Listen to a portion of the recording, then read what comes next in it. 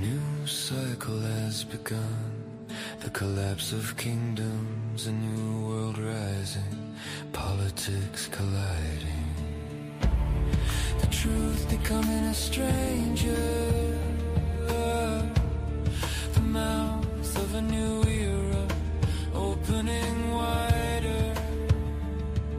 A ceremony of innocence swallowed.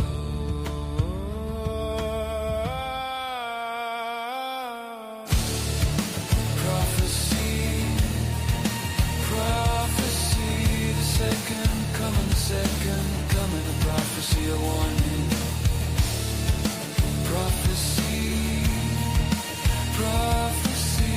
The second coming, a prophecy, a warning.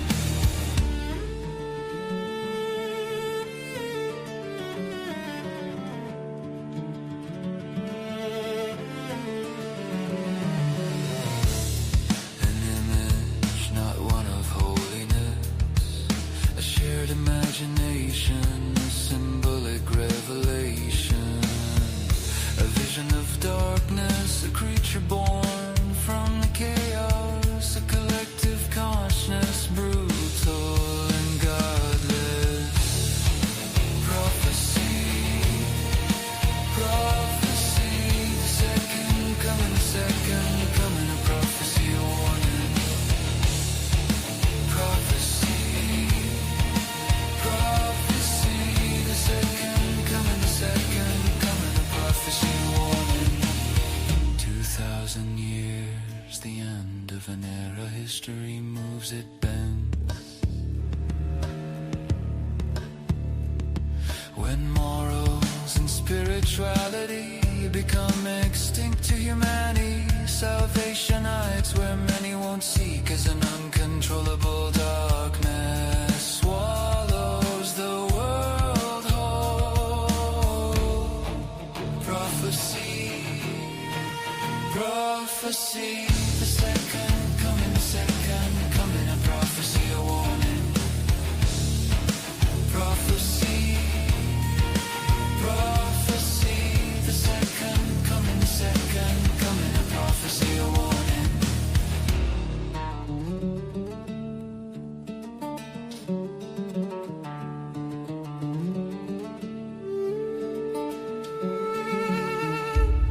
The future looks grim from here to end as darkness slithers in, up from your desert sand. A beast rises, a lion body ahead of a man, a soulless blank gaze, pitiless. An ancient power moving with purpose, showing no mercy, pushing itself into being. Cold, slow, and inevitable. Birds flying in confusion as the ghostly remnants remain as echoes of the old world are left in end. Prophecy, prophecy, the second coming, a prophecy, a warning. Prophecy, prophecy, the second coming, a prophecy, a warning. Prophecy, a warning.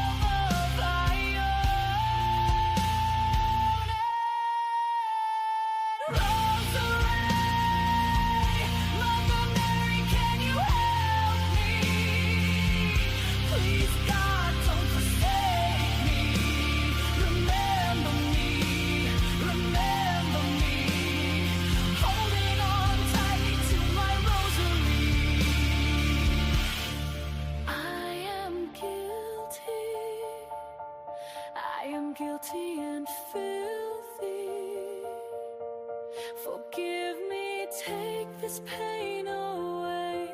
I know I stray. My soul is torn with heavy burdens, no clergyman redemption. I stand alone, my sins ingrained into my bones. Heaven or hell, where will my soul dwell? Eternity is waiting for me. Jesus, I beg, have mercy on me. Rosary Ray, Mother Mary, can you help me? Please, God, don't forsake me. Remember me, remember me. Holding on tightly to my rosary ray. Mother Mary, can you help me? Please, God, don't forsake me. Remember me, remember me. Holding on tightly to my rosary. Rosarium,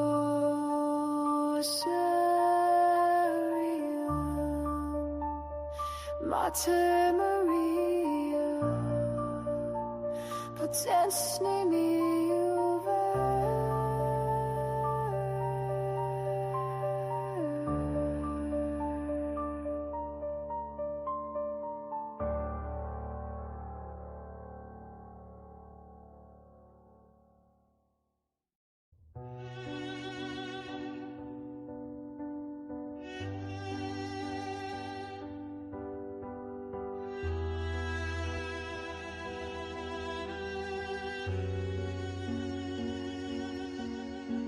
A nervousness born from the earth, my madness came by storm. I heard heaven and hell, but how can I be mad? Across the table, I'll tell you the tale. I wanted for nothing from the old man, not even gold. I'll tell no lie, it was the old man's eye. A veiled, pale blue eye, peering into it, my blood ran cold. My heart is where I hold a secret plan for this old man.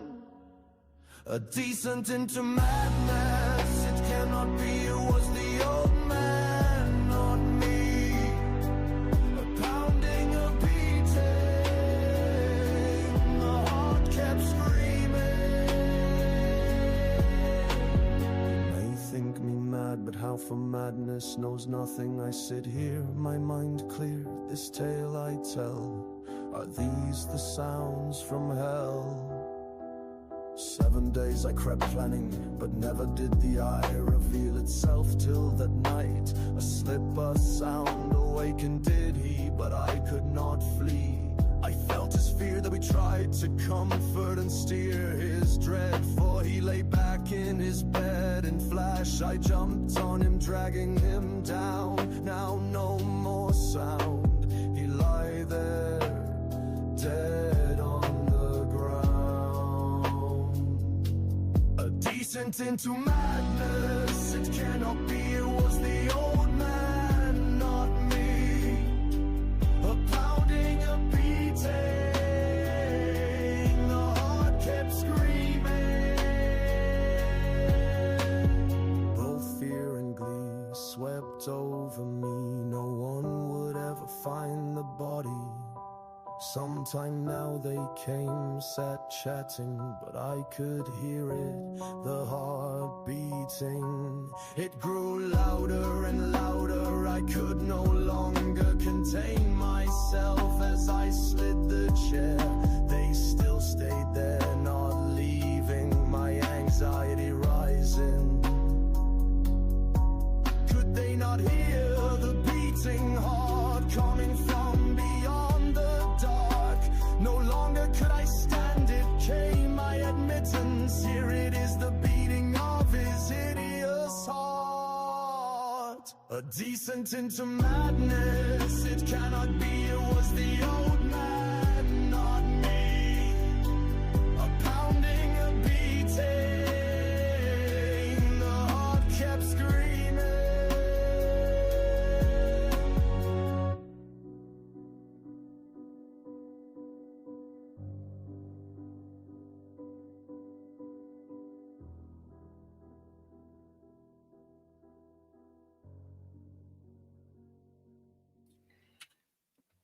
All right, folks. Welcome to Paranormal Roundtable. I'm your host, Josh Turner. This is PRT. What was the rest? I forgot. I don't know how to say it. You say, this is PRT. Give us money. We're broke and we need your help. And then we cue the Sarah McLachlan music, and then and then Tony comes in right on time. We have a very Poor little poor starving Vietnamese boy, and for just $5 a month, by becoming a YouTube member, you can feed. Look at him and his tiny little hands. His hands are so tiny. You see that these are regular hands for this is what happens when you don't donate. From a first world person who eats regular meals, and these are third world tiny hands from a starving little Vietnamese boy who's abused. Yeah, he's abused. He's beaten by us. Who was abused, and he's starving because you're not a YouTube member and your name is not ingrained. I don't see anybody donating. This is sad. And if you really want him to eat good, you'll go to the Patreon at patreon.com/PRT podcast, so he can eat hamburgers and steaks. And for the love of God, somebody donate. What else is it that you people eat? Like squids, tendons, tendons and tripe. Cow feet. Coffee? You eat coffee? Cow feet. Cow feet. Cows don't have pigs. They have pigs' feet. Chicken feet. Chicken. Okay. Tell you that is racist. You can buy him chicken feet. He also eats chicken hearts, gizzards, liver, head cheese, scrapple, and whatever other nasty stuff you northeastern people eat. Okay. He's on his last leg, folks. Not even a $2 donation, folks. For the love of God, give this boy some tendons. This pathetic little boy. There it is. Been YouTube and did it. He did it. Go. He's getting better. August donated. He's there we go. There it is. The hope of food has hit him. The hope of food. Amy Krill's coming through. We got some neck bones. Some neck bones. Yeah. Some neck bone soup. Get out here, Richard. You know what? Once you. Knight Rider, thank you for noticing that that's what they need. Potatoes. They need potatoes. You can buy him some sauteed sphincter as well. Potatoes. Gross. Give me some sphincter, though. Oh, God. I got. Okay, so let's quit the nonsense here. I gotta say this. There is a funny meme that was made. Here's this thing. The ops think they are hurting me. Actually, it's the lady from the bird place. I got to tell you, man, that the little bird is doing good. He's going to be released. Unfortunately, they're like, where did we get him from? I'm like, from an apartment complex. I don't think, and a dog was chasing him into a window. I don't think that's a good place to put him back. Well, the issue Sandy was telling me is that they're very territorial, and they don't do really well when you rehome them in different areas. I hope that his interaction with us doesn't make him think that all people are nice. Yeah, that's something I was worried about because we were playing with him and stuff, and I was like, I was worried about that in the beginning because he was already kind of too friendly. Well, he was friendly with you. Scorpion said that he was running from that one lady that was trying to catch him. Yeah, but he was friendly to y'all because I don't think everybody's like us. Yeah, he was cool with all of us. Stanfield, thank you. I'm just right now talking to her about the fundraiser. She just asked about it. They're going to go over there. They're going to check it out tomorrow. Okay. To see if he can go back. So Wolfie the Owl. The name of the place where he's being released from is right there. It's the Owl Research Institute. Blah, blah, blah. Yeah. So, oh no, that's not it. That's the place with the here it is. If you want to donate to them, there it is right there. allthingswildrehab.org. Georgetown. There it is right there. So Stanfield, the $50 he won, we're already giving him that $50. I'm so glad he's such a cool little dude, man. He was in there like chirping, making noise and stuff. Mm-hmm. But then it was weird when we went to take him to the place to drop him off. He started like squealing, like making noise, and I was like, he hadn't done that the whole time we had him. And then all of a sudden, when we went to take him over there, he started freaking out. And I was like, I told Anthony, I was kind of like maybe he didn't want to go, like maybe he liked being with us. Yeah, he had a taste of the good life. Yeah, he was like, nah, I don't want to go back into the water. 3 hots in a cot. I'm here. I'll be Here. good. He's like David Koresh in that cage. Yeah, I'm not I'm not coming out. Yeah, he had that's a big cage too. And Yeah. he pretty much had, he could come out every day and do what he wanted and just go in there to eat, sleep, and whatever. And it was cool though. The first day he didn't eat, but then he ate and he drank water. And the people said that was good that he did that. And they were still surprised that we were able to get him to do that. And I was like, it wasn't a struggle at all. He didn't cause us any problems. And they were like, he didn't claw you? Nope. He didn't scratch you? No. He didn't pull out a gun and threaten you? No, he didn't. He gave me a high five, helped me with my math homework. August says, yeah, he might come back. August was one of the winners, right, from the giveaway. So we got 250 people in here.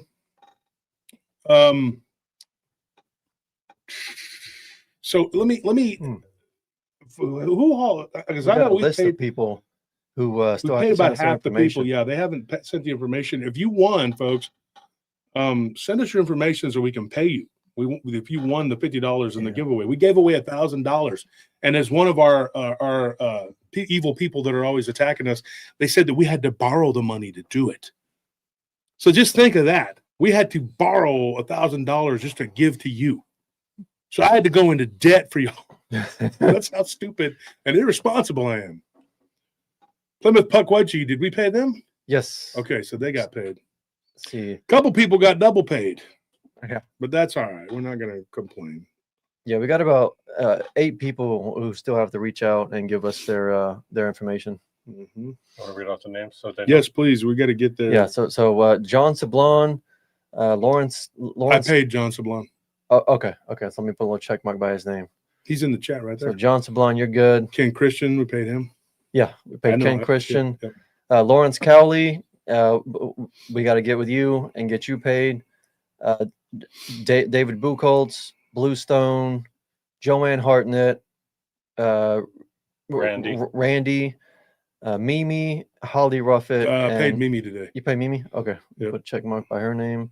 So And 6 names. So 6 Ashley, people. Ashley Aparicio. I paid her. Oh, you paid her? 5 Yeah. people. 5 people are left. All right.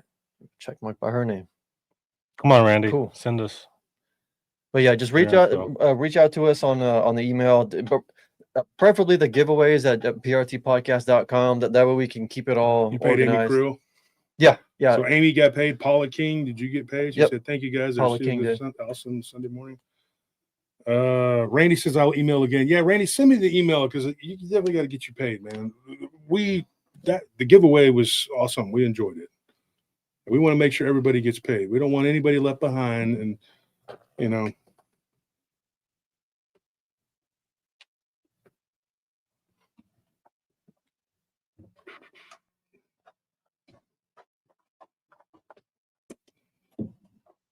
try to find something real quick here that was pretty funny. See, I got a sense of humor. I don't care. These people think that they're hurting my feelings. Look. In Free Market, Texas, podcast pays you, Marma. So here's the one of our enemies here. He posted this, right? Josh Turner. He calls me Turner. He has a fascination with poop. Yeah. This Can dish it out pretty damn good, but while serving brown Kool-Aid to his listeners, but he can't take it himself for SH, whatever. Poor baby, you started this cornflake. Only you can stop it. You've been dishing it out for years, so shut up. Really? I started it? Because I woke up to being called the Hammer of Austin. I didn't start anything. I didn't start jack, dude. But here's a funny one that they made of me. Let's see if I got it here. So I started this, huh? He keeps saying he's been attacked by us for 2 years. He started with us a year ago for his high priest. So how do you justify having some girl poop in a cup, send you the video, and posting it to your social media? Because you realize you're never going to live that down, right? You're always going to be the guy who had a girl poop into a cup, send you a video, and then you post it on Facebook and everywhere you can. You posted it on your Facebook and on your TikTok of a girl pooping into a cup. Into a PRT tumbler. Yeah, into a PRT tumbler. And she bought it at the conference. We know who did it. Yeah. She bought it at the conference. Hey, if you buy a merchandise from us, feel free to burn it Feel free to eat it, smoke it, poop on it. We don't care. Whatever you do with your private merchandise, once you buy it and it's yours, it's all yours. You do whatever you feel like you got to do. Nobody cares, man. You have fun with that. Everything they do and say is reposted in PRT News. It's not like we're hiding anything, man. I really don't care. I got to find this one meme. It's the only one that I've seen of theirs that's kind of funny. And I can appreciate a good joke, man. I mean, you know. I'll be right back. Give me 1 second, folks.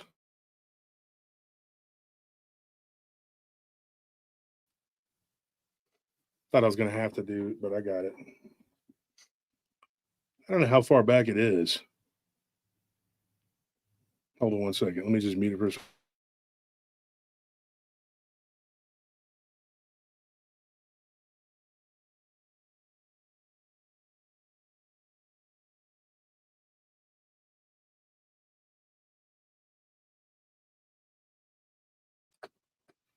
Here's one right here where they turn me into a Voldemort. This one wasn't funny, but watch. From this day forth, you put your faith. From this day forth. I guess that one was okay. It wasn't. That wasn't Not bad. It's not. Yeah, they tried. I mean, you know, for their standards, it's not bad. You know. Here's one from Viking, Shade Viking. And I would have gotten away with it. If not for you meddling kids. That's supposed to be Fluffy. Here's another one they got at me. Look at this one. This one's funny. Look at that. What am I doing? What are you doing? What is Oh, we really got him now. He's gonna be so embarrassed when we post this shot. I think they don't understand. I don't get embarrassed. I don't care. I used to work downtown, man. You know, and I used to do all kinds of stupid crap. You know, it is whatever it is, dude. It's I got a sense of humor. Here's how the one I'm looking for. I can't find it. Don't worry about it. But this one, look how they clip the thing on Saturday. Now I know where Farton's getting his because the lady that tried. Okay, so Jessica, the lady that was here on Halloween, you know, with the droopy eye and all that, the big heavyset woman. Mm-hmm. So she's really into Harry Potter because when she tried to sell me the story, she tried to sell me a bill of goods at the conference about a house elf that she was. I mean, I'm telling you, man, the whole story was about a house elf. And it was like, okay, I'm sitting there looking at her going like, this sounds like Harry Potter.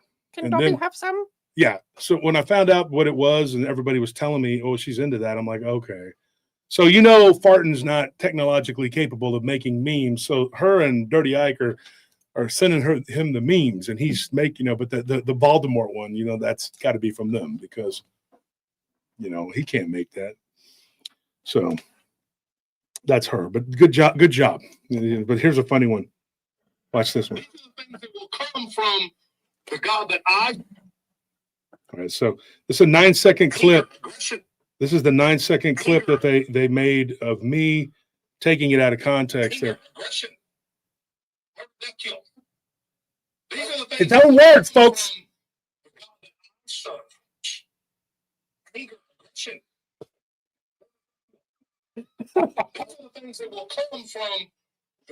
Woo! Spooky vision. In his own words.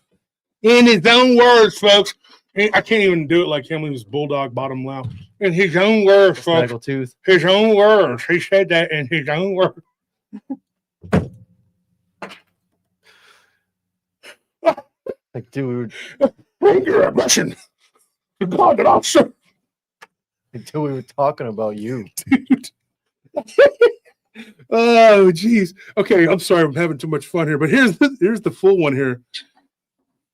Okay, how about a compromise? They explode. How about a compromise? How about we use silver bullets instead of a crossbow? We have tumbling doesn't work as well with silver. And the tumbling doesn't work because you have to be up close to do that. Yeah, if they're in our house or at the door, we're going to be up close. See? So let me fast forward a little bit. Reg, why are you helping this man? This man is It's not of the kingdom of God.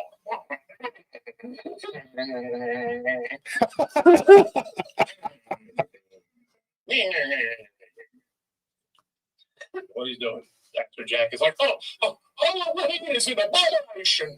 I will not go to the House of Ill Repute on Halloween.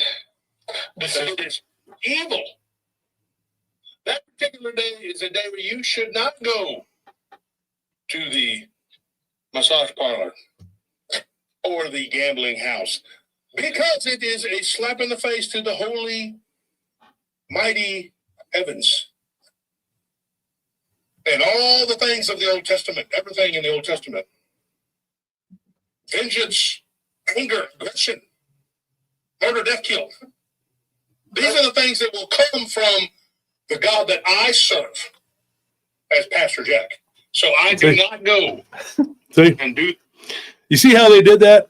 He clips that. But you know what? I give you this credit. I'll give old Ike a credit, guys. This is a guy who's been messing with us for a long time.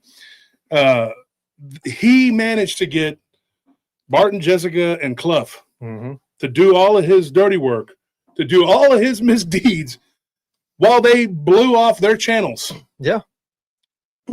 He got you, man. He got you to do the fighting for him. And you ignored your channels. Jessica, you've ruined yours. And Barton, I mean, yours is just gathering dust, and Clough's yours never even took off because you're fighting for him and doing his fight for me, only me. There you go. So not only did he utilize y'all as weapons to fight his battles for him, but he simultaneously knocked y'all out as any future competition. So you know what? Hey, credit where credit is due. That brilliant move, Dirty Ike. Very brilliant. He took him out. You're a cunning person, if nothing else, because he is. They will never come back. Barton will always be the poop cup guy, no matter what he says. And you know what the thing is? The genius part of that, Ike, is that he's not even going to blame you for that. He's going to blame us for his reputation being in the shitter.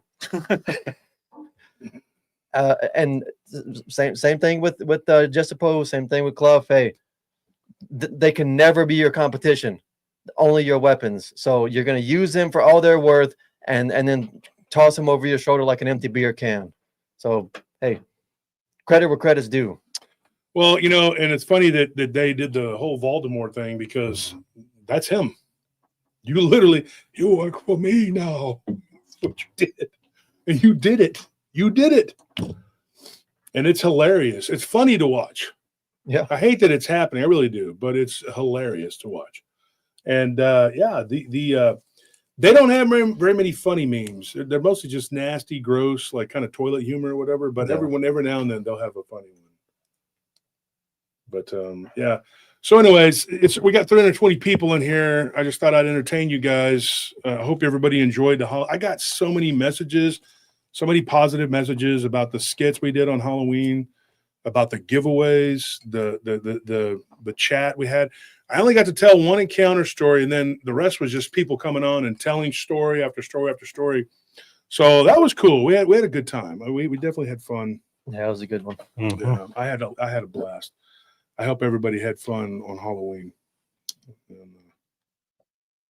Yeah, exactly. They meme like the left. Yeah, they're not very good at it. Well, you know, people that are not good, they typically they don't understand humor. You know, it's funny. They really don't. They don't understand. They don't get it. So when they do their attempt at humor, it's really bad.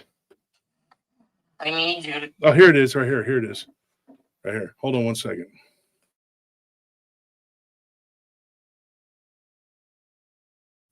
So here's this was actually funny. This one I give him credit for. This one's actually pretty funny. Watch. I need you to give me like $5, like $20. Yeah, because I'm in some trouble. I need you to give me some money. Okay? I need you to give me like.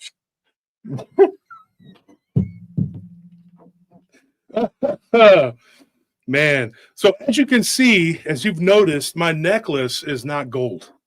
All right, folks. I got to be honest, man. Got I'm in some trouble. I had some gold. I had to go to the pawn shop to. I need like $200. You guys can give me some money, man. I got to quit bullshitting, man. I need some money, man. Come on, man. I gave away my money. I borrowed some money from the wrong people. I borrowed money to give away on the Halloween show from the wrong people. Okay? These people could knock on that door at any time. At any time. Look at him, everybody.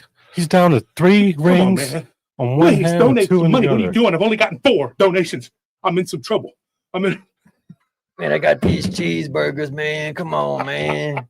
Got these cheeseburgers, man. Come on. You can see I'm at the bottom of my barrel. I'm wearing a Jetson shirt, for goodness sakes. Come on. You know something's wrong here, man.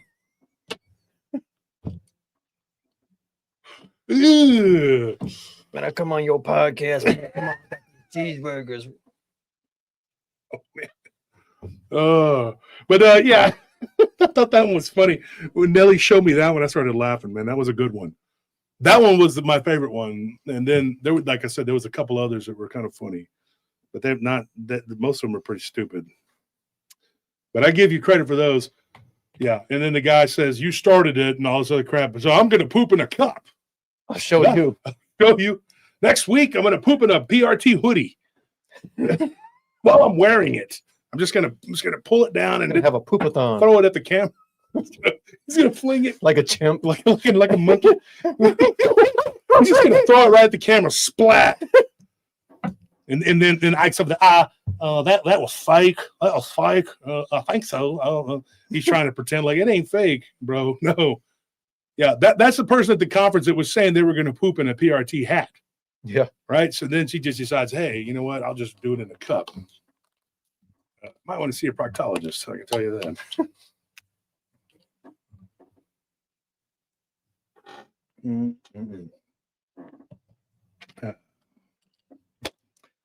Well, we got 339 big ones in here. Poop, yeah. Poopologist. Yeah, there you go. Need to go check that out. See somebody about that. Funny.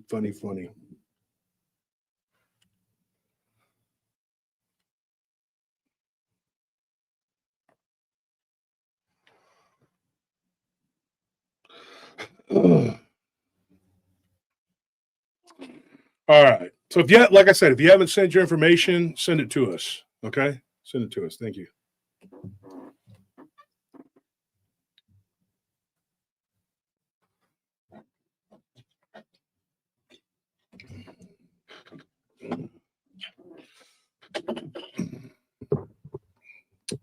I used to hate coconut water. Now I drink it. So comments. Yeah. We're not going to read the no. But there's some funny ones. Let's put it that way. And me, like I said before, I can take a joke. I can laugh all day long with the best of them. If you make something funny about me, see, because at the time they had a group at one time where they had memes where they would make fun of me, and I thought it was actually funny. I didn't realize that old Fluffy actually felt that way about me, but he was just perpetrating. So some of them were kind of mean, and Nelly would be like, "Hey, that's a little rough," you know. But now I know why, because that was his thing, was character assassination, and we figured it out. But don't be like that. Don't do bad things, because when you plot and scheme and you do bad things, inevitably it's going to come back to you. These people don't believe in karma. But then again, one of them thinks the world is 1,000,000 miles long. So when you have those kind of beliefs, you know, whatever, man, knock yourself out. That's going to make you kind of, you know, you're going to be a little Fruity Pebbles there. Cuckoo for Cocoa Puffs. Let me see my notes here. Hold on one second.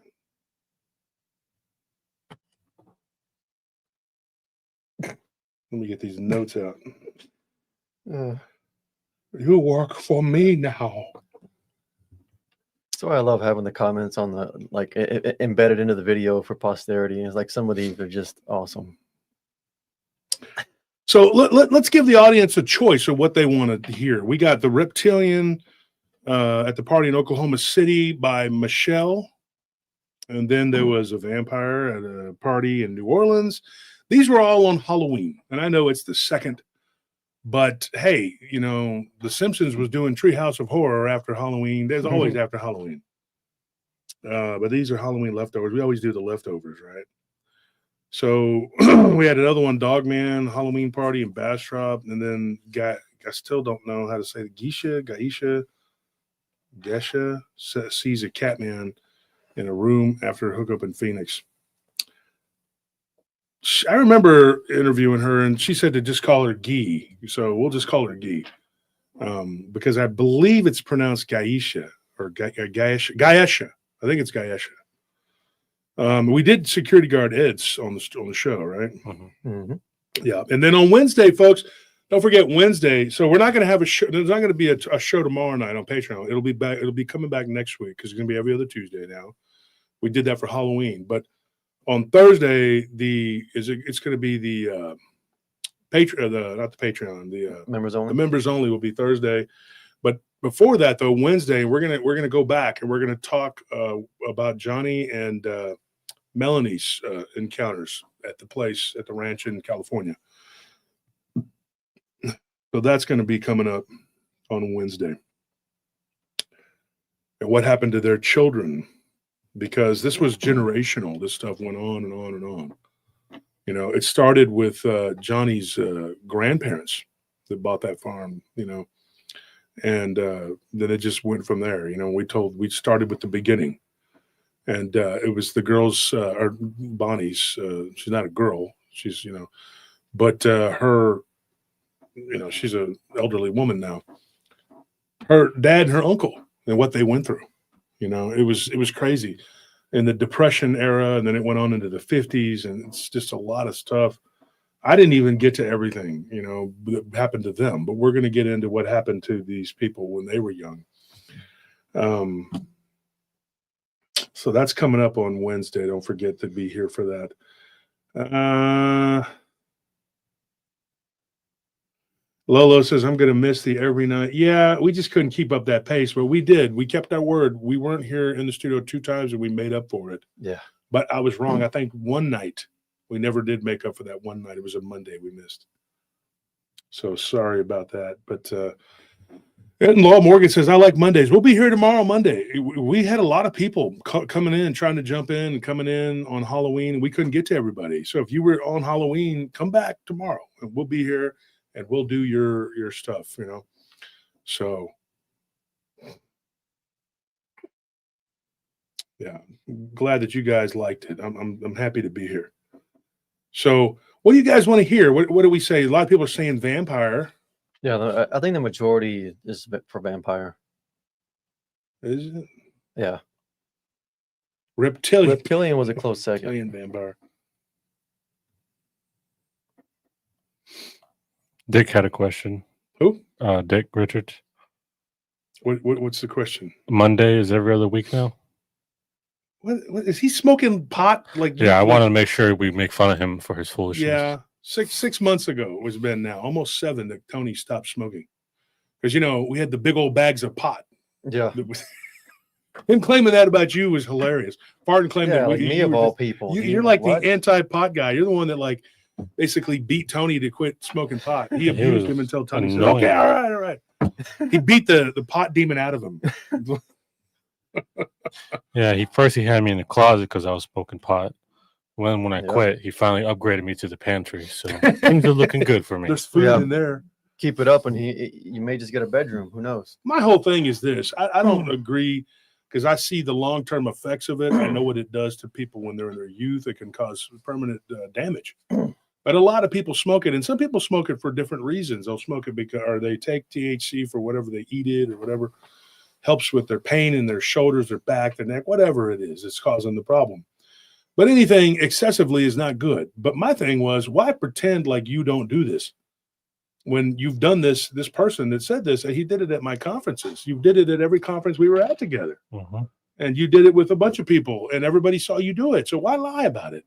And I'm not going to call all them people up and put them on the spot and make them, you know, whatever. But it's better just to be honest with people from the jump and just be like, hey, you know what? I did this. This is what I do, and this is why I did it, whatever. But if you can't even be honest about that, what can you be honest about? That's a liar right there. To me, that's a liar.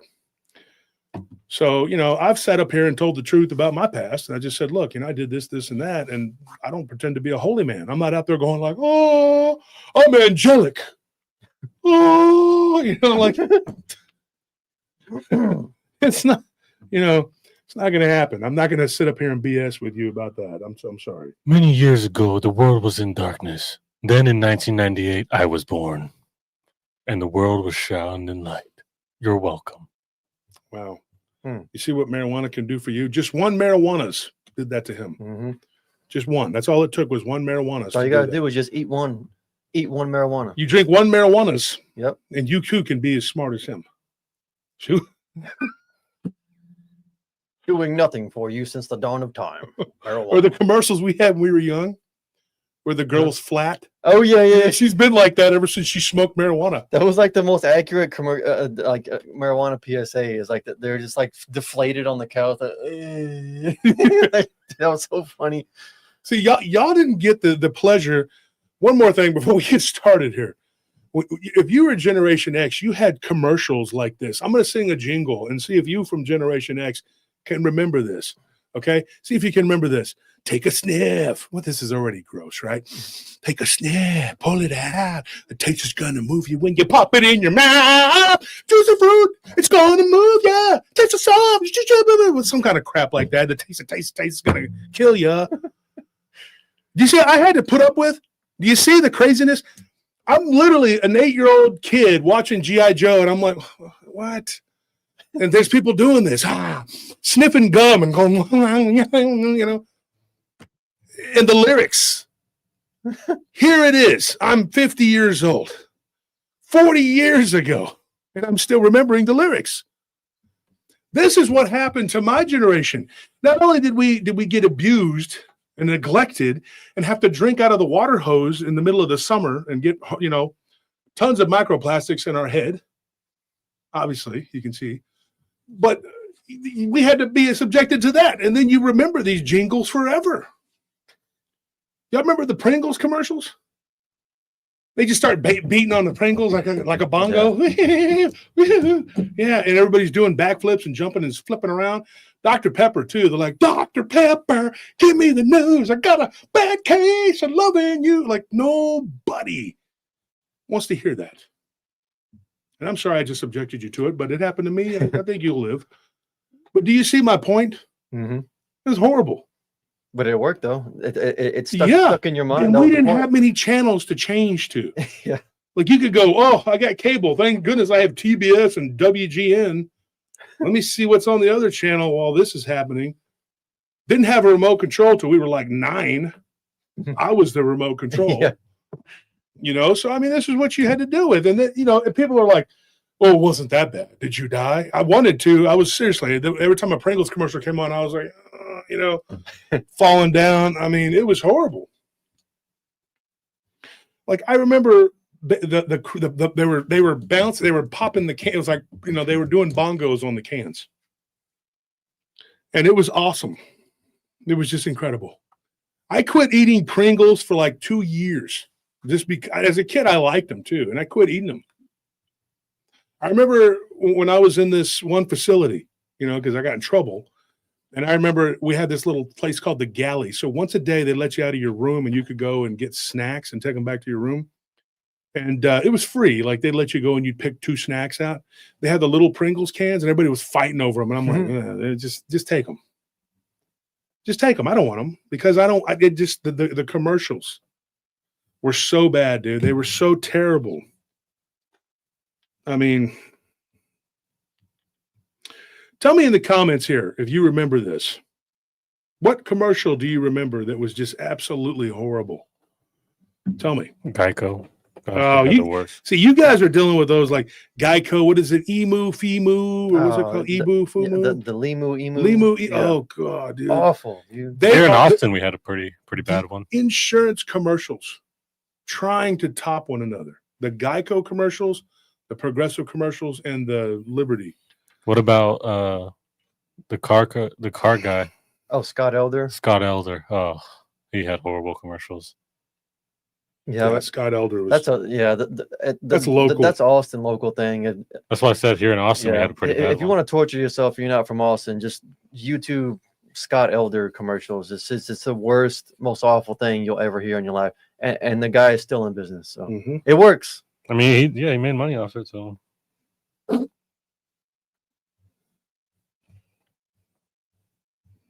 Oh yeah, the Chia Pets commercials were terrible too. I hate that song. What is it? The Chia Pets commercial. Chia Pet. Chia. Mhm. There you go. There it is. There it is. Fever for the flavor of a Pringles. I've never had a fever that made me want to eat Pringles. I've had fevers that gave me horrible nightmares, but not the fever for the flavor of whatever the hell. Pretty terrible. You guys have no idea. Like if you're young, if you're under like 30 years old, you have no idea how bad it is. The struggle is real, folks. Like the juicy fruit commercials and remember the double, y'all don't remember that, but y'all remember the double mint twins? Straight from the bowels of hell, dude. I'm telling you right now. Oh, this wouldn't be like a Gen X exclusive one, but you remember those Quiznos sub rats? Mm-hmm. No, yeah, Quiznos, yeah. They're sitting there playing that was like the worst thing ever. I remember that Tim Marianne hated those things. Yeah, I remember my mom hated them. Like she would get mad when it comes on and change the channel. Get that off my TV. I want to see that's nasty. Oh man. And the commercials where everybody just starts jumping around and doing backflips and stuff, and everybody's just all into it. And you're like, really? Because that's never happened in real life, ever on any planet. Okay, I'm telling you right now, that is literally. Do you know the origin stories of Thanos? I'm being serious. The comic book character thing. It's going to blow your mind.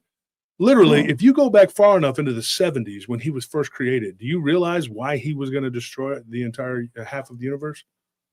Oh, to please Lady Death?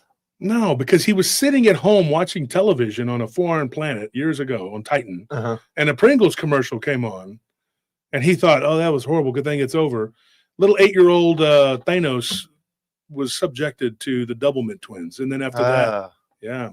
So maybe he wasn't the bad guy after all. No, after Can't that, blame him. It was just an entire hour of commercials from the Gen X era. And he was just like, ah! And then that's when he decided right then and there that he was going to get the rings of power. And that's why everybody had to be destroyed. Mm-hmm. And if it wasn't for 80s, 90s television, that is a retelling of it. That is a what do you call it? Fan fiction. Yeah. That's how I would redo it. I would literally, he's just sitting there watching some, his favorite, whatever, purple people on whatever. And then next thing you know, a commercial comes on and he's like, oh, it's got to stop at some point. No, it just keeps going. He just finds planet Earth and he ends up in the void. Mm-hmm. He ends up in the abyss, being tortured. That's how he got tortured. Right there. There you go.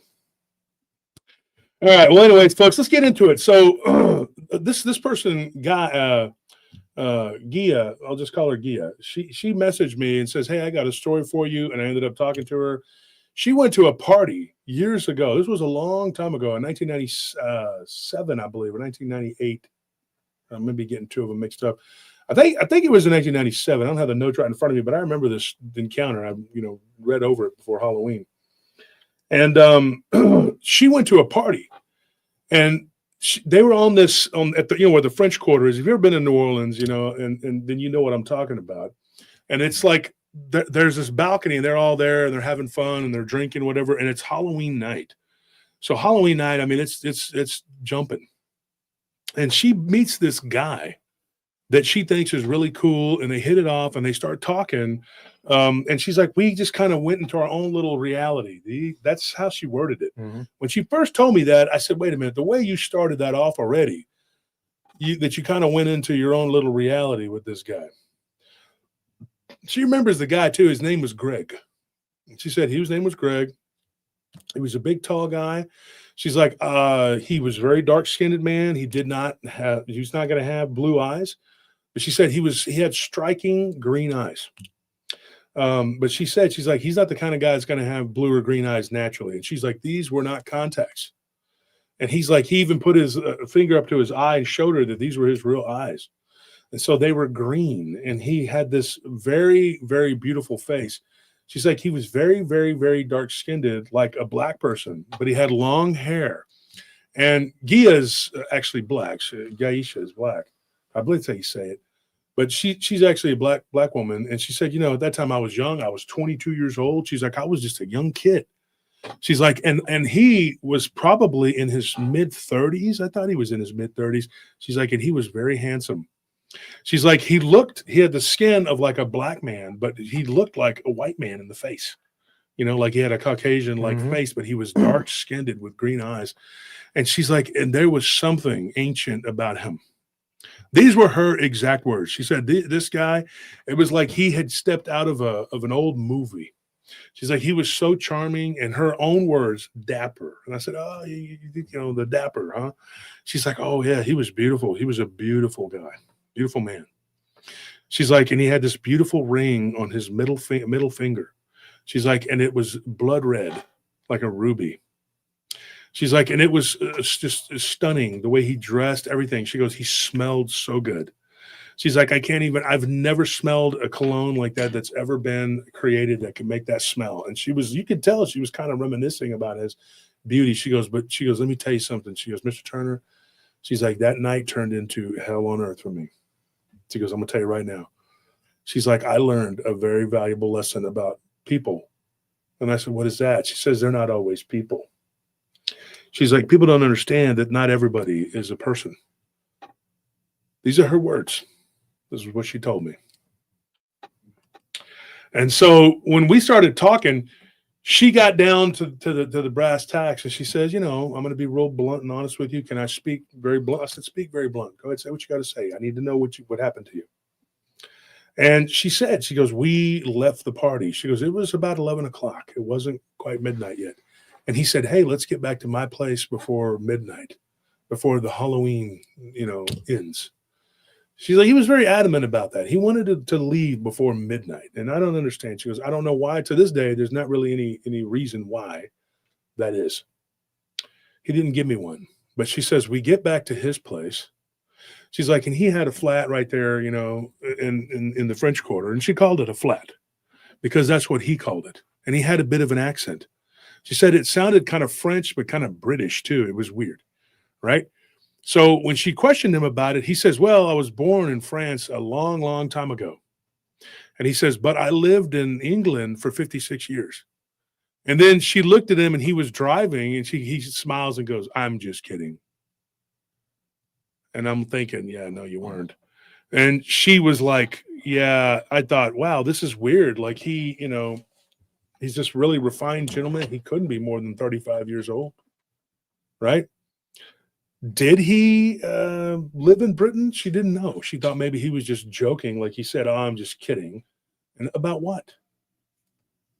Who knows? But in Britain, that's what they call apartments, flats. So he had a bit of an accent, but he also spoke French. And he says, I can teach you French. And she says at times he didn't have an accent at all. And other times he did. And she thought maybe this guy's just putting on airs. She got back to his place, and he had the most beautiful apartment ever. You know how we talked about how these entities, the black-eyed kids, the dog man, Bigfoot, aliens, all these different types of entities can kind of whisk you away into a pocket reality. You remember how we talked about that? Mm-hmm. This pocket reality exists kind of just you and them. She said that it was kind of like that. She goes, we go up into the apartment building, and where there should have been 1 million people running around, there was nobody. There was no sound. She goes, I look at my phone, or my clock, it's 11, I'm sorry, watch. It's 11:10. She's like, I'm sitting there, and back then, in the 90s, we had watches. I still wear them. It was like a fashion thing. Not really to tell time, but, So she says, I look at my watch, and I'm looking at my wrist, and it's 11:10. And he tells her, it's a good time to be together. And she's like, the more pushy he got, the looser she got with her morals, her principles. She was like, I grew up in the church. I grew up Baptist. She's like, I was from Mississippi. I didn't do these kind of things. She goes, I was always with my parents or my grandparents. She goes, and then I get to college, and oh boy, she goes, I went to Mississippi State. She's like, and I just started, losing myself. And she goes, and by October, this was her second year at school. She didn't go straight from high school into college. She went when she was 20 years old.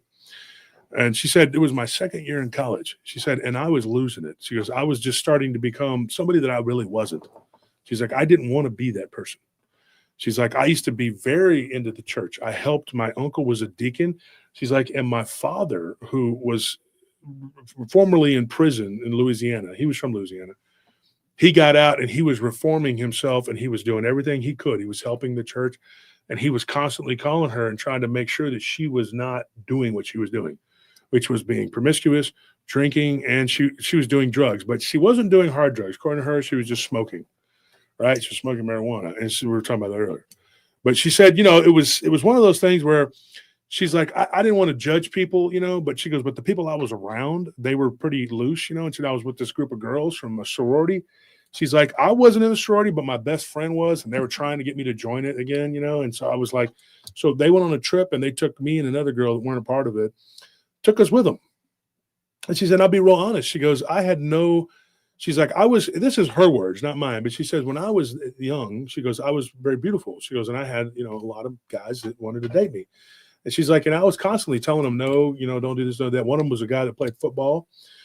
She had another guy that played baseball for the college there, wanted her to be hers, And so she was very beautiful. And she said, here I am with this guy at this party, and I told everybody, watch out for me. She goes, and it was like none of my friends noticed. I was with my cousin, my best friend, and a bunch of girls, and none of them noticed me with this guy for like 3 hours. None of them noticed me leave with this guy. None of them saw me. And then when we get to his apartment complex, not one person is around. And she's like, and this was on a pretty busy street. And she thought it was odd that when they were turned down this street where there should have been tons of traffic, but she was so enthralled by this guy. She goes, later on, I thought about it. Not one car on that street. They go and they park, nobody in the parking lot, nobody in the building, nobody anywhere. They go inside of his apartment. She said it was like a time capsule. She's like, it was crazy, like a museum. He had all kinds of stuff. He had this big, what looked like a giant tooth. And I asked him, she goes, what is that? And he tells her, he's like, that is from a saber-tooth cat. She said, he got it in Versailles in France years ago. She goes, how long ago? He said, oh, a long time ago. And she's thinking, how could that be a long time ago? He looks like he's in his 30s. There again, very weird. When he would start talking about things, he talked to her and he says, have you heard of the French Revolution? And she says, a little bit. I'm not real good with history. Most people aren't, because even in my generation, which is where she's from, she's my age, they didn't teach history correct. It was a bunch of bull crap, so she didn't know what the hell he was talking about. He says, well, if you could have been there, you would have seen some things. And he started talking to her about it. And she said when he was talking about it, at this point they were sitting on the couch and he hadn't made his move yet. And just out of the blue, yeah, beyond the box, she says, yeah, I would have left. Yeah, me too. But, I've told the story what happened to me. I was at a duplex with two women who I thought were witches. And I did bounce. I got out of there because I really felt like something was going to happen to me. And it was creepy and it was scary. And I've even showed you guys where it was at. And come to find out, my friend Arash, who I've talked about on the show before, and he's in my book, he used to date their roommate. And he told me, he goes, they were absolutely witches. He told me, he said, those two were witches. And the girl that he used to date, she got out of Dodge. She got the heck out of there. And of course, y'all have heard him talk about that. We've talked about it at the bar. But here's the thing. Not everybody understands this, because when you're 20 years old, or she was 20, she's a year older than me. She was 22 at the time, or 23. I can't remember what she said. Or she's 40 now. I'm 50. Okay, so she's a year younger than me. So we were talking, and not everybody understands this. And when you at that time, at that age, I would probably not have understood it either at that age. I knew there were things going on, but I wasn't as in tune with life as I am now. I know the real reality right now. So she was that way. She didn't really 100% understand. She didn't know. And she's sitting there in this apartment with this guy, and she doesn't realize, but all of a sudden she gets this weird tingling feeling down her back. Now it gets really weird here, folks. It gets creepy. He says, "Would you like some ice because you're not touching your wine?" And she's like, "No, I don't. Because she had mentioned, she goes, "I don't really drink. I like it cold." And he goes, "Well, do you want some ice for that?" He goes, "I don't typically drink wine with ice, but I have some if you'd like." And she says, "Okay, well, maybe I'll try it." She said, "I only drink wine like one time in my life." She goes, "I didn't drink wine. I drink wine coolers, things like that." The wine was very dark and red. He gets up, goes to the kitchen, and starts opening the getting the ice out of the ice tray. She's sitting there talking to this guy, and he's just going, and basically she feels something like almost like somebody ran their fingers down her spine, down her back. She turns around expecting him to be there, and he's still in the kitchen, and he's coming out of the kitchen. And he's got this weird look on his face. And then he says something in a language she can't understand very quickly. And she looks just instinctively to the right. And for some reason, the curtain on the back door that goes into the balcony moves. And it looked like something or someone had been moving. And he walked toward it and then turned and looked back at her. She looks back for a split second, and she sees a woman standing there by the curtain. And it's real quick. She says she sees this blondish, brown-haired woman, and then it's like, boom, it's gone. It's a quick image, and it's gone. She's like, but she looked like she was half nude, like she didn't have all of her clothes on, and she was in distress. And she just looked again, and she was like, whoa, and the guy sits down. He's like, are you okay? And she's like, I thought I saw somebody. He goes, oh, yeah. He goes, this place is a bit spooky. He's like, it's really old. He's like, and I've been here for a long time, but I got to get used to it. They say it's haunted. And she was like, yeah, I can believe that. She couldn't get over it. She goes, I'm feeling kind of light. Can I use the bathroom? He's like, sure, go ahead. He gets up and tells her it's right down the hall. There's 2 bedrooms down there too. There's a big place, And she said it was not as big as outside as it was inside. She said it was weird. It's like the place was bigger, like it was twice the size that she imagined. She says she's walking through, and she looks in, there's these huge rooms, and one of them is a study. So he's got like 3 bedrooms and a study. That's like a 4-bedroom loft or flat. You're not expecting something like that. She said, I didn't think in a million years this place would be as big as it was. And she said, I went down the hallway and I looked, and there was this telescope and all this neat stuff, this big globe. And she thought, man, this is a really cool room. And he walks behind her, and she's like, I didn't hear him. It was getting creepy because he was just sneaking up on me. And she turns around and he's like, well, do you find anything interesting in there? And he's like, come on. And she's like, I really got to go to the restroom. And he's like, do you? He's like, or are you upset?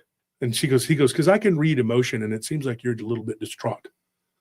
I don't like it when people are distraught. And she's like, no, I just really got to use the restroom. And she rushes away from him and goes straight down the hall. And then she thinks, I am too far away from the door, from the exit. And then it hits her. She's like, I got to get the F out of here. Her exact words. She walks in. She's like putting water on her face. She's trying to sober up. And she's like, I didn't drink anything. He couldn't have, whatever. Every time she's like, I went to the bar. I got the drinks myself. I was very careful. She's like, I didn't drink anything. She goes, why am I here? Why did I leave the party? Nobody even noticed that I left. She's thinking, no matter what happens to me, nobody's going to know. She's like, at this point, she's like, I should have been praying, but I wasn't.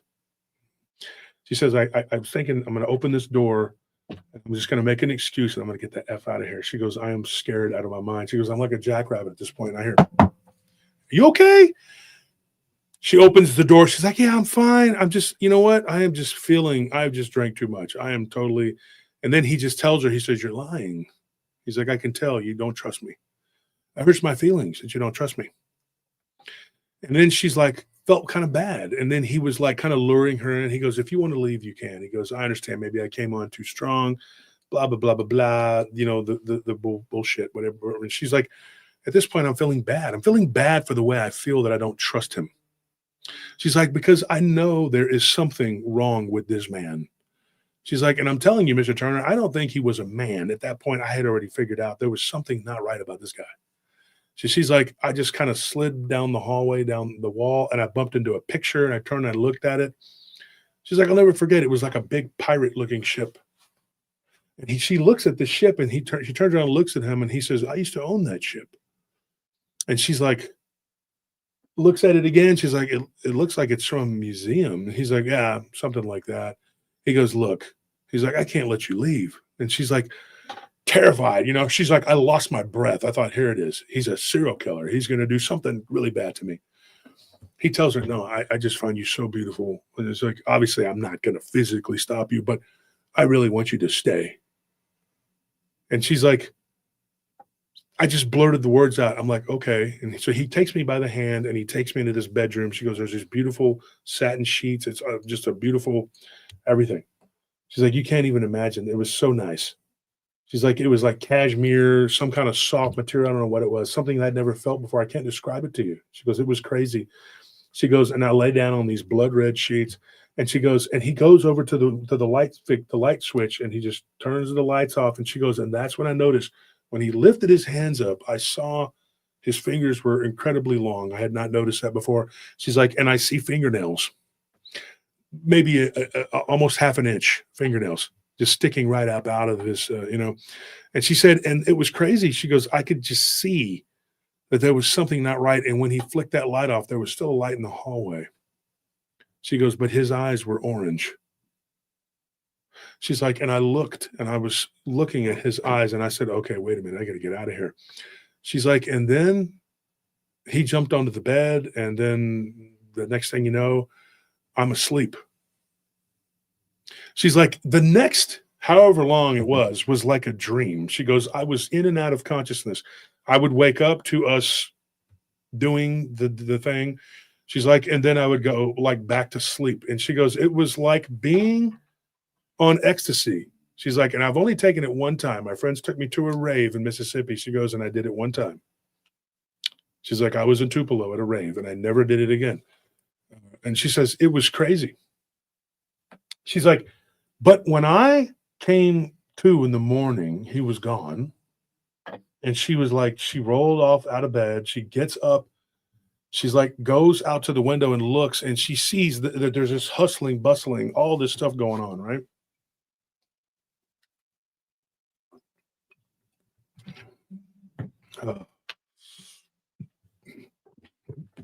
The whole street was just full of people. Unlike what she had seen the night before on Halloween. She was thinking, that's weird. I just saw a light and then nobody's there. I thought that somebody was next door and there was nothing. Weird. Okay. Anyways, moving on.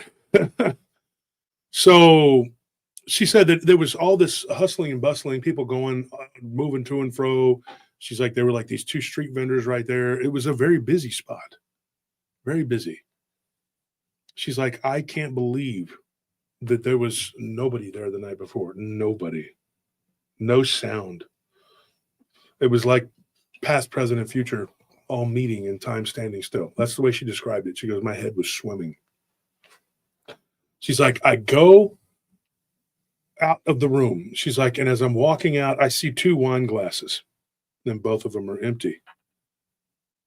And I'm thinking, did I drink that wine or did I not drink that wine? Was there something in the wine? And then she starts to remember. He gave her a glass in the hallway. She took a drink out of it, and it tasted very salty and weird. And she doesn't remember after that. So maybe he drugged her. She's like, that's what happened. He must have drugged me. And so she's just like in a panic. She goes, I got to get out of here. She's like, and I start to walk out and I go to the door. And as I'm starting to open the door, I hear footsteps coming down the hallway. And she's like, instinctively, I knew it was him. So she's like, I hear the key opening to the door. And she goes, and I back up. She goes, and I feel like something like just thrust me backwards. She's like, and I feel like I just got shoved backwards. And I'm about 10 feet from the door. And I'm actually standing with my back to the patio door, which is a balcony. She's like, and so I turn around, I open it, and I decide I'm just going to climb out of the balcony. I'm going to jump off the balcony. This is how terrified she is.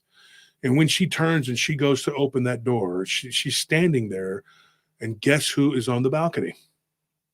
Greg.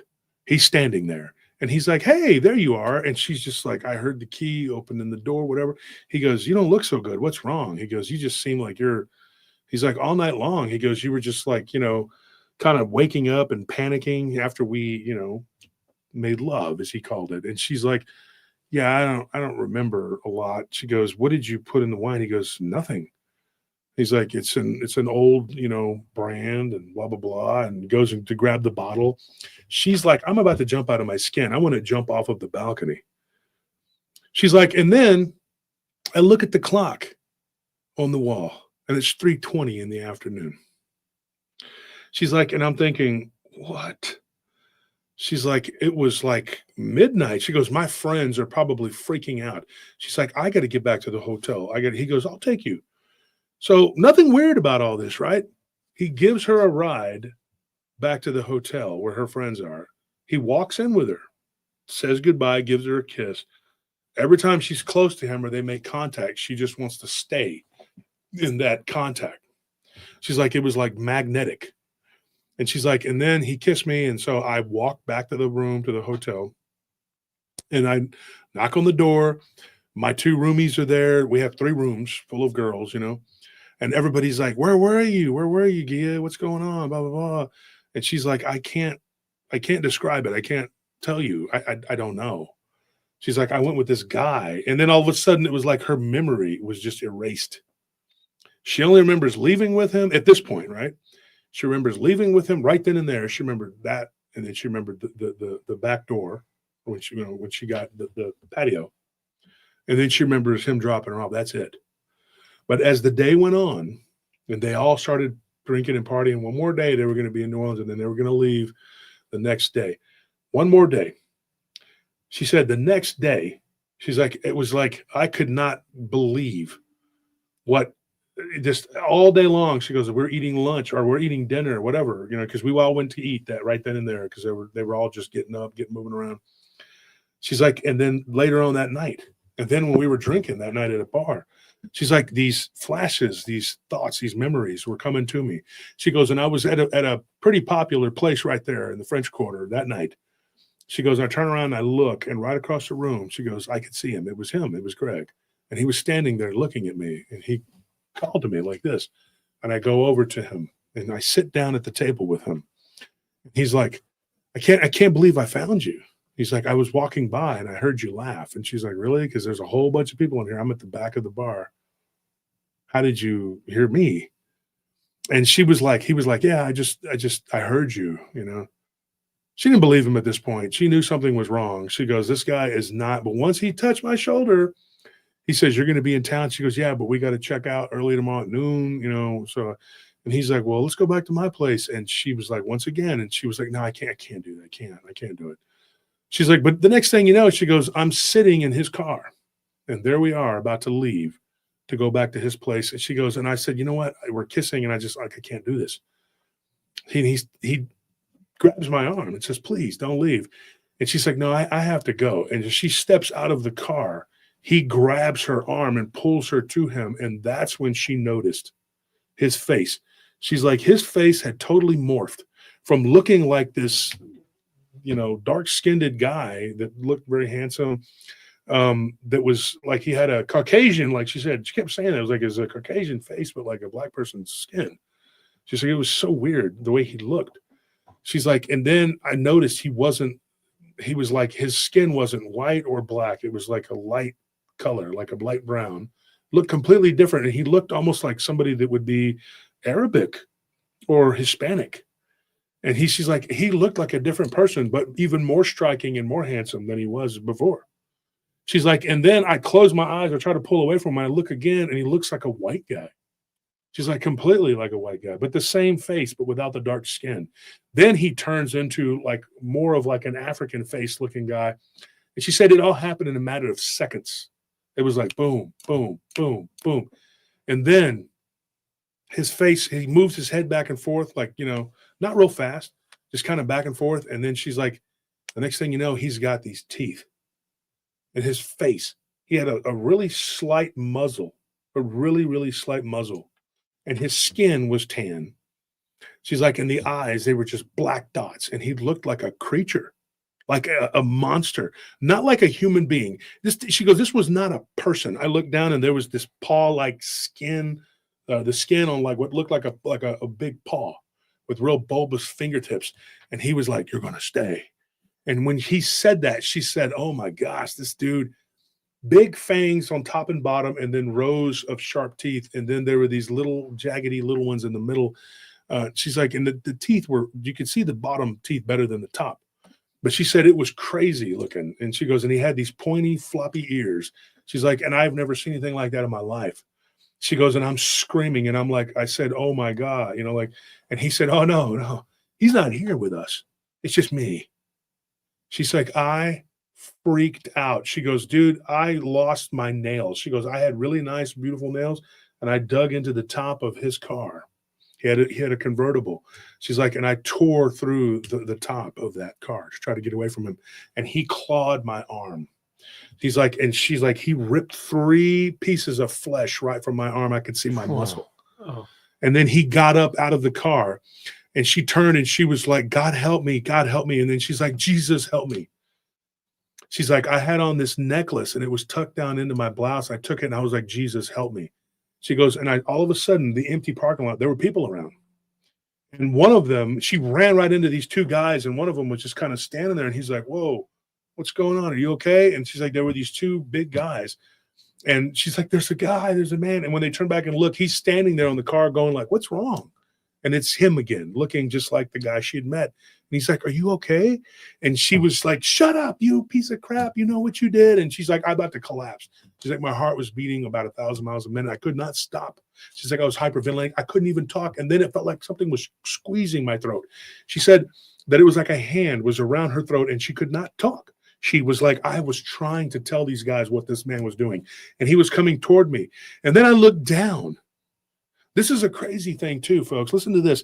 She looks down and there's just this light scratch. And she's like, and she's pointing at her arm, and they're looking at the arm and they're like, what? What's going on? There's just like a little red mark right there. Not even bleeding, nothing. And he's like, it's my girlfriend, man. She's just been drinking, and he's like, come here, honey. Let me, and he's trying to, and she just stands up and she's like praying it the whole time. And she's begging Jesus to help her. And she just blurts it out. She's like, this man is a serial killer. And the 2 guys, they're big guys. They're like, what? Who are you? And they're like, no. And then she gets behind them. Another one of their friends comes up. She thinks he was taking a leak in the parking lot. But anyway, he comes up and was like, hey, what's up? And there's these 3 big guys. And he says, guys, I don't want trouble. Just let me get my girlfriend to get out of here. And they're like, no. She's not going with you. Something's going on here. And he just literally like face palms one of them. And he just falls out. And the other 2 guys are sitting there stunned.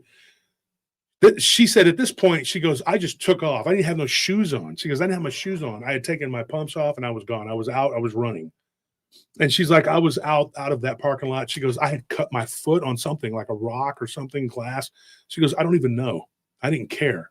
And my bloody foot, I was running as fast as I could. And I saw all 3 of those guys laying on the ground. He did whatever he did to them. She goes, and I felt terrible. She goes, and then the next thing you know, I look and I just see him move, like he goes up, like he's gone. He's not there. And she's like, where is he? She's looking around and she's running. And then she runs into this little alley, and there's a guy in the alley with a girl, and they're whatever. And she interrupts whatever it is that they were doing. I'm not going to get into it. And then one of them the woman turns and says, what's wrong with you? And she's like, there's this guy. And then there he is right behind her. And she ducks past him. And next thing you know, she hears them yelling and screaming and like arguing. There's something going on. She sees a cop sitting in his car. When she runs over to the car, get this. Yeah, welcome to New Orleans. She starts slapping on the car, screaming, and the guy looks at her, takes a drink of his coffee, and then drives off. Wow. Doesn't even try to help her. And so she just keeps running down the street. She looks back and she sees him standing there at the end of the street with his hands on his hips, like, okay, that's the impression I got. And then she keeps running. She's gone. She takes off. She gets away. She's like, and I go into this bar. There's a bunch of people, and there's some bouncers there. She's like, I remember this big guy, bald head with tattoos on his head, and he helps me. And then him and the other bouncers, 2 of them, escort me to my bar where I was at. And my friends were out there, and they were all, where were you? Where are you? Blah, blah, blah. And so she freaks out. She goes, the whole time they go back to the hotel. She's in her hotel room. She's like, I do not let my friends, I couldn't even go to the bathroom. I was so scared. She's like, and then in the middle of the night, she's like, it was about 5 a.m. She's middle of the night. It's morning, really. And she said it was like the middle of the night, you know. She's like, there was this knock at the door. And one of her friends goes up, her friend gets up and goes and looks out the window or at the peephole, and it's him. She describes him. She's like, it looks like that guy that you were with, because they remembered him this night, right? They didn't see him the night before. And they said, it's that guy, you know. And then she was just like, call the police, freaking out, blah, blah, blah. So they do. They call the police. And one of them goes to the door and says, look, Greg, if you don't leave, we're going to call the police, whatever. And he says, this is just a big misunderstanding. He's like, she just had too much to drink. I just want to talk to her. It's not a big deal. And then she says that, you know, she like tells her over and over, come to the door, talks to one friend who I think is just a dingbat, goofy person that goes along with it, and says, well, he just wants to talk to you. You know, he's getting in her head is what I think. She starts to walk to the door and she's like, Greg, I really don't want to talk to you. You know, I got your number. I'll call you when I get back to Mississippi. We'll talk about this. He says, okay, as long as you call me, because this is just a big misunderstanding. And then he leaves. And then she said later on that morning, she said, I finally went to sleep about 6 a.m. or 6:30 a.m. She goes, I look at the clock, it's the last thing I remember. And it's 11 and they're waking me up. I didn't get hardly any sleep. And I'm like, I'm not going to drive. So I'm going to sleep all the way back to Mississippi. And she says, you know what? I get up and I walk out to the door or whatever, to the back door on the patio. And I look and I'm just thinking, I'm just glad that I'm alive. She's like, and then I look and there in the parking lot is a man sitting in a convertible and it's him. But he doesn't look like the same guy. She knows it's him, but he looks different. And she tells her friend, she's like, look, that's him. That is him. He's sitting in the car and he's looking up at me. And her friend, Cynthia, is over there like looking, and she's like, I can tell Cynthia doesn't believe me.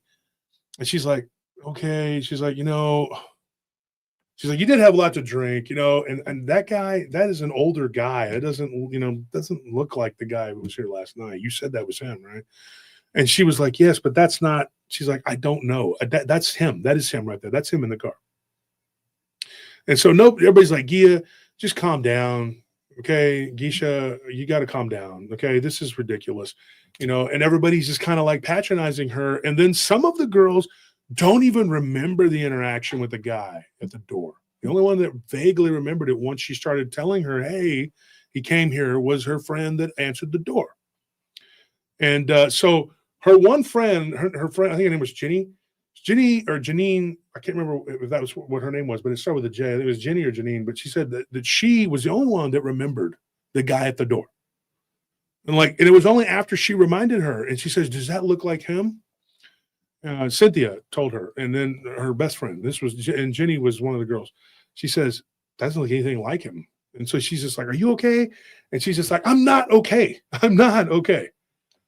So she goes, you know what? I'm going to jump in the shower. And she said she was so terrified. She had them leave the door open to the shower. She's like, I had to have somebody right. I was terrified. She goes, I was a nervous wreck.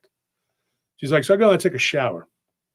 She's like, and while I'm showering, she goes, I look down and I see this big gash right there in my right leg.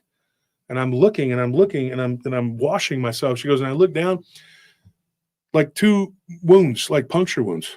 She's like, and then there was another one under my arm. Under her left arm. And she was like, what the heck? And it looked like spider bites, but like, you know, big ones, like if this was a big spider. She's like, and I knew something was really wrong. Something was very, very terribly wrong. And she goes, and I'm thinking, did he bite me? And she goes, and I can't get the thought of his weird looking head, the way he looked. So I asked her, I said, Geisha, can you describe again to me? She's like, you know, so I'm going to close my eyes. This is what she said. She goes, I closed my eyes. And she goes, and then I started remembering. I remembered him biting me. She's like, but the first time he bit me, she goes, it was on my neck. And there were no bite wounds on my neck. She's like, but I do remember him biting me on my arm. I don't remember him biting me in between my legs and on the right side of my leg. She's like, but it was weird. She's like, I just remember him. He was like all over me. And she's like, and it was so weird. She goes, I remember at one point I was dreaming that there was something on top of me that was almost like it was a spider. And at one point, she goes, it also felt like there was this pressure coming down on top of me. And I opening my eyes and there was nothing there. And he was standing there in the doorway. She's like, and then she goes, I also remember when I was by the back door where I had seen the blondish, brown-haired woman. She's like, I remember this. She goes, I remember looking into the kitchen and seeing a woman laying there with her arms out and her just with her eyes open with a blank stare on her face, but she was obviously unalived. And there was just like blood around her head coming off of the tile. And she's like, and I remember him standing there over her and talking to her and like drinking wine, but I don't think it was wine. She's like, and I remember him just looking down at her and just standing there talking to her like she was still alive. She's like, and then the next thing you know, I come to and I turn around and he's behind me and there's no girl there. It's just like in my head. And I told her, I said, do you think that this guy is probably like this? He's done this before. And she says, absolutely. And I said, what do you think those were? The visions? She goes, ghosts? I don't know. She said, but when I got back to school, she's like, I missed a few days. I was distraught. I went to see a counselor and I told them the story and they gave me medication and told me that I was having anxiety. Of course, because they're not going to help you, right? Then she said that she started having these dreams and she would have these dreams that were almost like waking dreams, like visions. And one of the visions she said she had was of this girl, this reddish haired girl who was crawling on the ground. And she's like, she had this dream over and over again. And it was in that long hallway of his apartment. She's like, and while she's crawling, this thing just falls from the ceiling and crawls to her on all fours, very spider-like, with this weird big, that head, but more disturbing looking than that, and goes over the top of her and just bites her on the back of the neck. She's like, and it sort of resembled a man, but more just some sort of like creature or monster. And she said that this was a dream she had at least 5 or 6 times. She said, I also had the dream of the girl, the blondish, brown-haired girl who was screaming and crying and trying to get off of the balcony and then falls down the balcony. And then this guy jumps down there and grabs her and just crawls up the wall back with her under one arm, like Spider-Man. And she said that she knew that that woman was probably another one of his victims. And this is what she believes. She said, but then several months go by and the dreams are still, but they're not as prevalent. They're not happening as often. And she says, one day I'm driving in my car and I'm the first time in months that I'm actually going around by myself. She goes, and I had to go to Walmart. I just had to go to the store, whatever. And she's like, and they're in the parking lot of this, I think it was Walmart, Target, whatever. But she said, I was in this parking lot and there this guy looks like him. And he's walking with this girl. She's like, and I'm walking. She goes, and I am not, she says, I'm not schizophrenic. I am not hallucinating. I don't do that.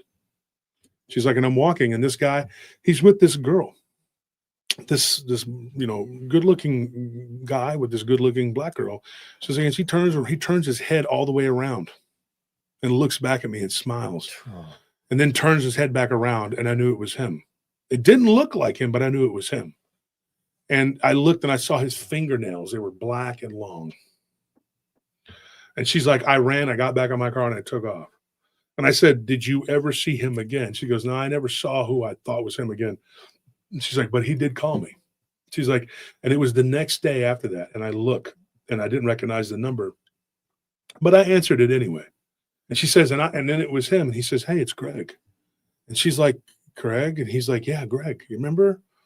And she's like, yeah. And he's like, well, you never called. Yeah, you never called. He goes, I had lost your number, but I just found it. He goes, and I was just walking with a friend of mine at the store, and you popped into my head. And she was just like, she said, I felt like I was about to go unconscious, like the world was just like turning black, And she said, that was it. She goes, I hung up the phone. She goes, and I crawled under the sheets. And she goes, at this point, I'm dating a guy. We just started getting serious. She's like, and I started telling him everything. And the rest is history. He took her to his church where he was going to church. And she stayed with this guy the rest of the time she was in college. And eventually they got married. and now they have 2 children together. And she said that he couldn't be a nicer guy, you know, but she said that he is convinced, just like she is, that this was some type of creature, you know, some type of something. I call it a vampire, but she never really says it was a vampire. But she goes, "What do you think it is? What do you think it was?" And I said, "A type of vampire," because that's what I believe. What do you guys think? I think it's to me, there's no question it's a vampire. You have the visions that she was having of his blood drinking, and not to mention those blood red sheets, which are perfect for hiding the same color stains. Yeah. Well, And the marks themselves. Yeah, you have where she was bitten. Yeah, and it took her those months to heal up. Uh-huh. She went to the doctor about it, and they couldn't identify the marks that they were. They just said that it would get this, that she was bitten by something venomous. So that was weird. Plus, you have like this almost like it's like a hypnosis or like she's like mesmerized by this guy, and she. What I'm wondering is that she perceives him as like this tall, dark, handsome man, but how do other people perceive him? You know, whenever they saw him, because it seems like he went through these different types of like appearances. You know, whenever he got like upset with her and was trying to pull her back into the car, and when it's like whenever they get into like these emotional states, it's almost like their facade starts to like glitch out, you know. Mm-hmm.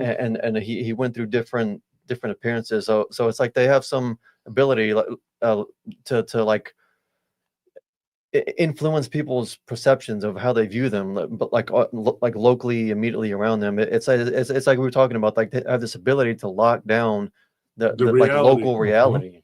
Yeah. Mm-hmm.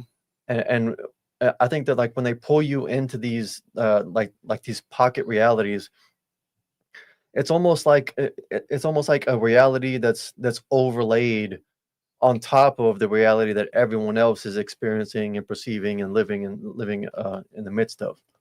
I find curious is the fact that whatever bit her was venomous, because there are many spiders that actually do like have the ability to paralyze prey with their venom. Mm-hmm. So it would make sense for a creature like a vampire to have that kind of same system if they bite you and then drain you, so that you don't good comments here. Wake up and flail around.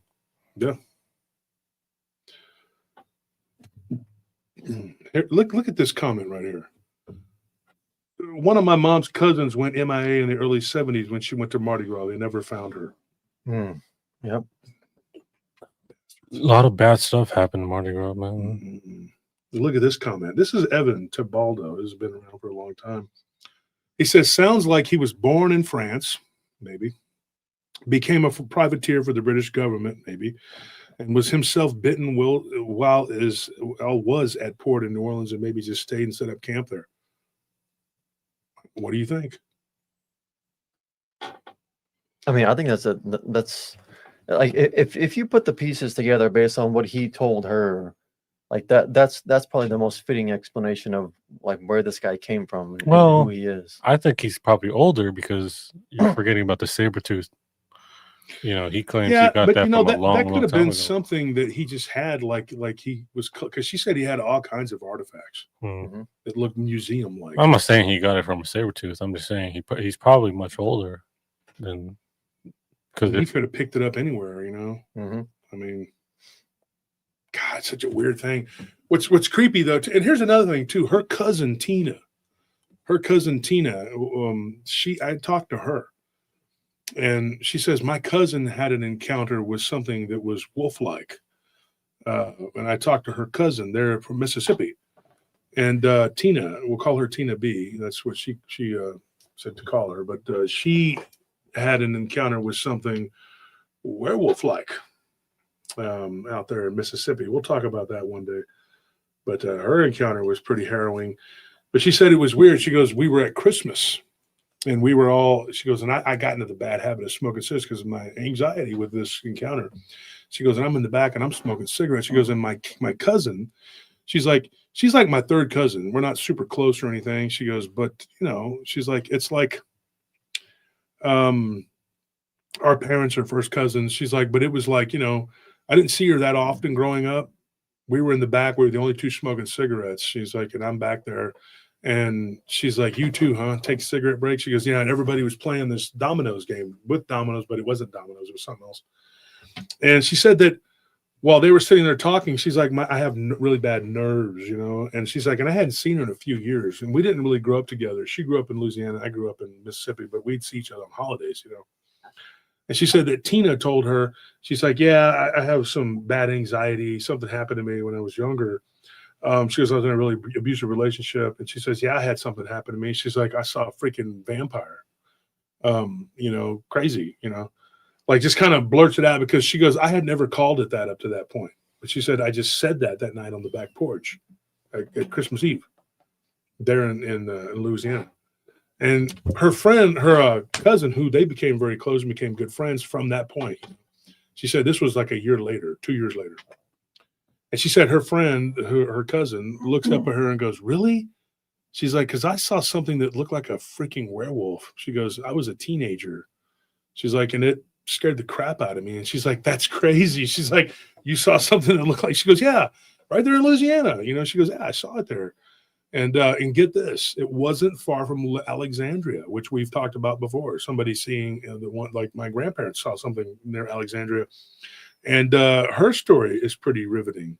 I mean, it's not as terrifying as what happened to, in my opinion, it's not as terrifying as what happened to Gia, but it was still scary. Like, you know, you'd still be scared if you and two girls, you know, and you see something like that. Yeah, I thought that this was interesting that they're just on the back patio talking and then this happens, you know, and you wouldn't believe how many times people have told me this. We've had people come on the show and talk about how they met somebody that knew of our show. And that's how they ended up, you know, calling in or talking or whatever. And what was it recently? Somebody had said that they were in a bar up in Boston and that they met another person. Was it Boston? No, man, wait a minute. It wasn't Boston. No, there was one from Boston. It was during the when everybody was having to wear the masks, you know. Oh yeah. But that was not the one I'm talking about. There was another one that we got, not in Boston. It was in Was it in the Northeast? yeah, well, it was in the Northeast. And Buffalo. no, Pittsburgh. Okay. Sorry for yelling, but it was in Pittsburgh, and it was right after a Steelers game. I'm not a Steelers game, a Penguins game.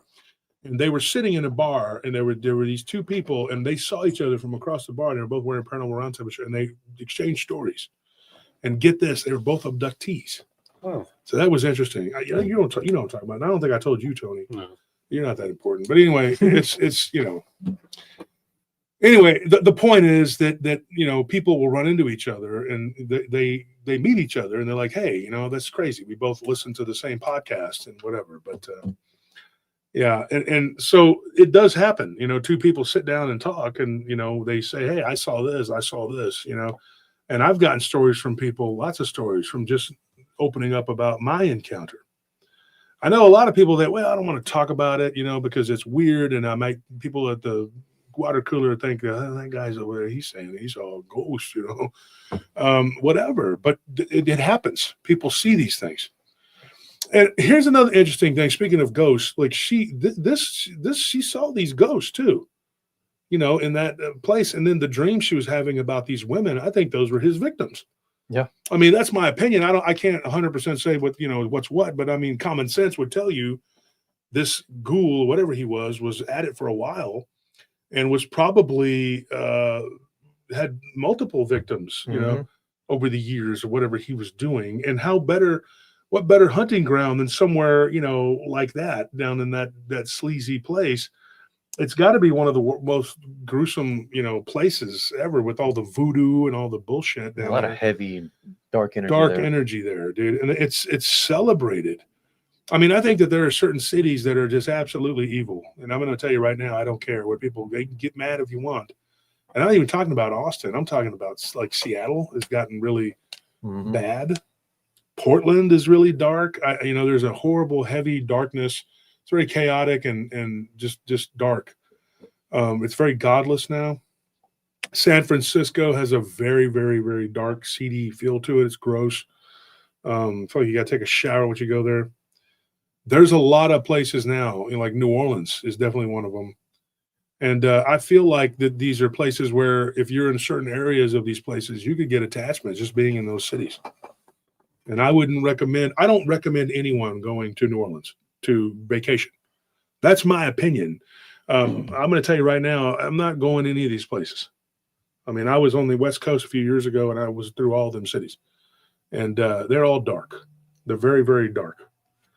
I'll tell you another one that'll kind of surprise you with its darkness is Denver. You would be shocked. Denver's got a grungy, dirty feel to it. It has for a long time. I've been there a few times in the last, 20, 30 years. Well, several times, and it's always felt weird. Well, that's why the airport is so notorious. It's such a bizarre, weird place, dude. With that Lucifer? Yeah, yeah. They're so damn satanic, dude. I'm red right eyed horse. Julie Coon says, yeah, the mural. Yeah. I live an hour from Portland. My son's a sergeant on the force. Josh is right. It's dark. I guess I could tell Tina's Dogman story. I mean, we're on it right now. We're talking about it. We could just throw that one on there. If you guys want to hear the Dogman story, if y'all want to hear the Reptilian story, what do you guys want to hear? Yep, Kimmy, it sure is.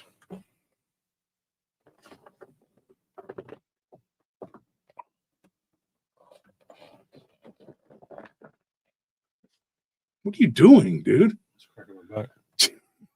You realize that chair makes a lot of noise. It makes a lot of noise, man. You're just like over there. Make noise no matter what I do. Not if you sit still. Okay, let's not ask for impossible needs here. He's got worms, dude. He's got worms. Got to squirm. He's got ants in his pants. I'm off weed, man. I can't sit still anymore, man. So somebody said Reptilian Dogman, Tina's story, Excalibur Knight says both. You guys take over for a second. I'll be right back. Let me go get me another drink. Oh man. Well, one thing that like I wanted to try and like, well, this is my opinion on how like that, because I've thought about this before about like how these pocket realities work, and like the one of the like easiest ways that I find to try and understand something is by creating like an analogy to try and explain it. Like whenever I was in school, the teachers had like they had these overhead projectors, and like they had like these clear plastic sheets of paper, and they could mark on them, and they put it on the projector, and then the projector would project it onto the wall. But like sometimes they would take just like a regular sheet of paper, and they would put that clear sheet of paper over it and mark it up with the marker.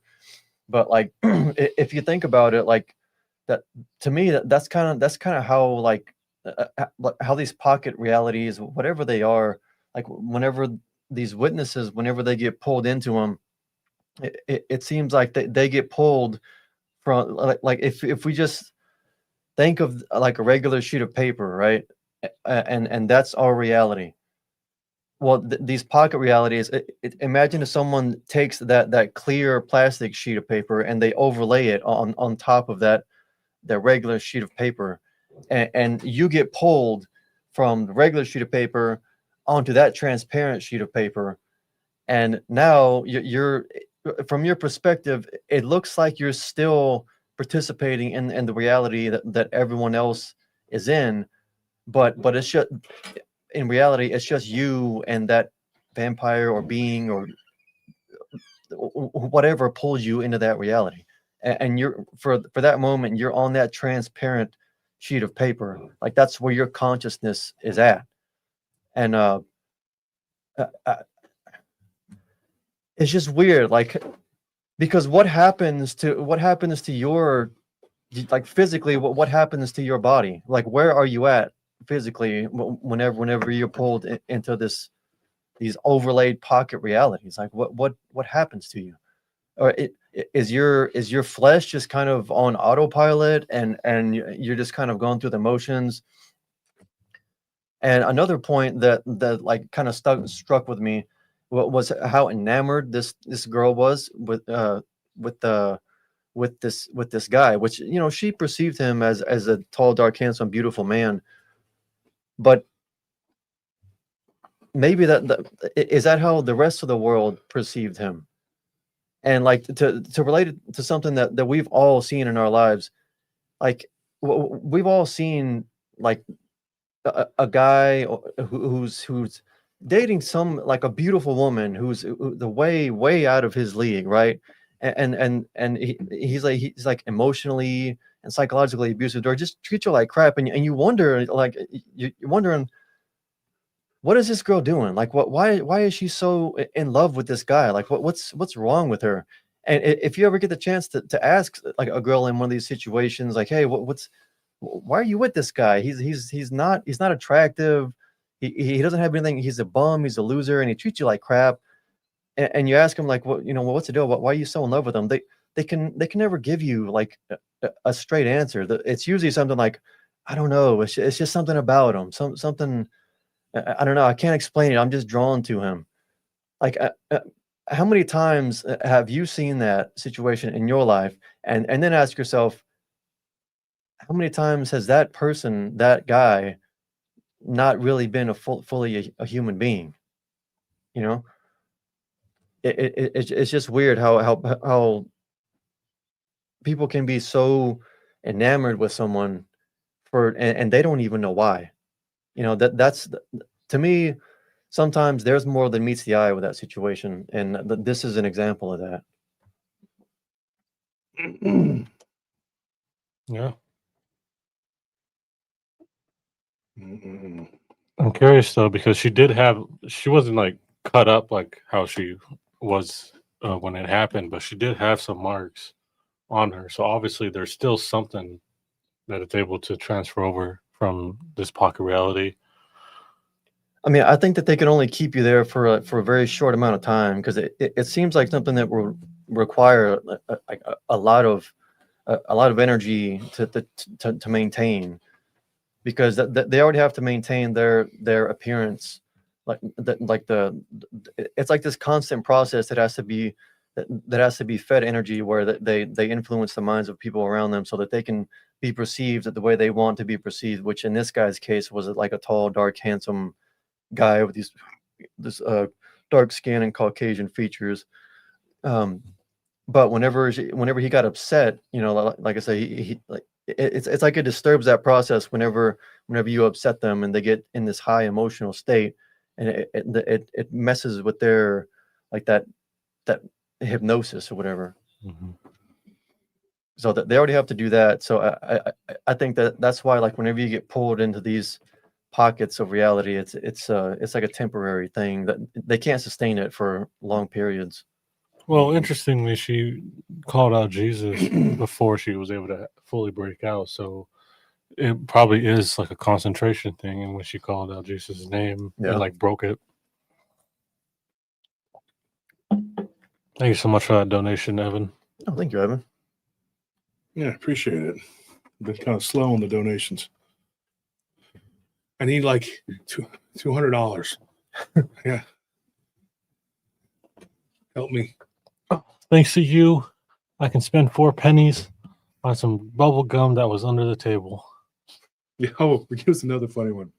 So one of these deranged people says that I have Nellie living in a bad neighborhood that she's scared to be in. And still another one, the what we call him, the Roach King. He's the leader. And so the leader said that when he had that live on Halloween, here's what he did. So he got caught hoaxing again. And I'm not going to turn it into a long thing, but it's funny. I didn't know anything about it. I saw it. Somebody replayed it and showed it to me. I don't give a crap. I didn't even know he was on TV or whatever. But apparently he only had like 60 people in the chat. But then when it was over, he had like 10,000 views or something. Something like that. So yeah, I'm sure those are real numbers. And he was bragging about, hey, beat us. You beat us. Yeah, sure you did. Sure you did, little guy, little potato head. And so Potato Head was talking about Anthony. Says you're a 40-year-old, which you're not. You're in your 30s, and says that you're a 40-year-old, and Tony's in his 20s. But you have a receding hairline, and that you live with your uncle or whatever. Well, here's a funny fact. So this guy is 50. He's my age, and he lives with his mom. Yeah. So glass tower throwing rocks.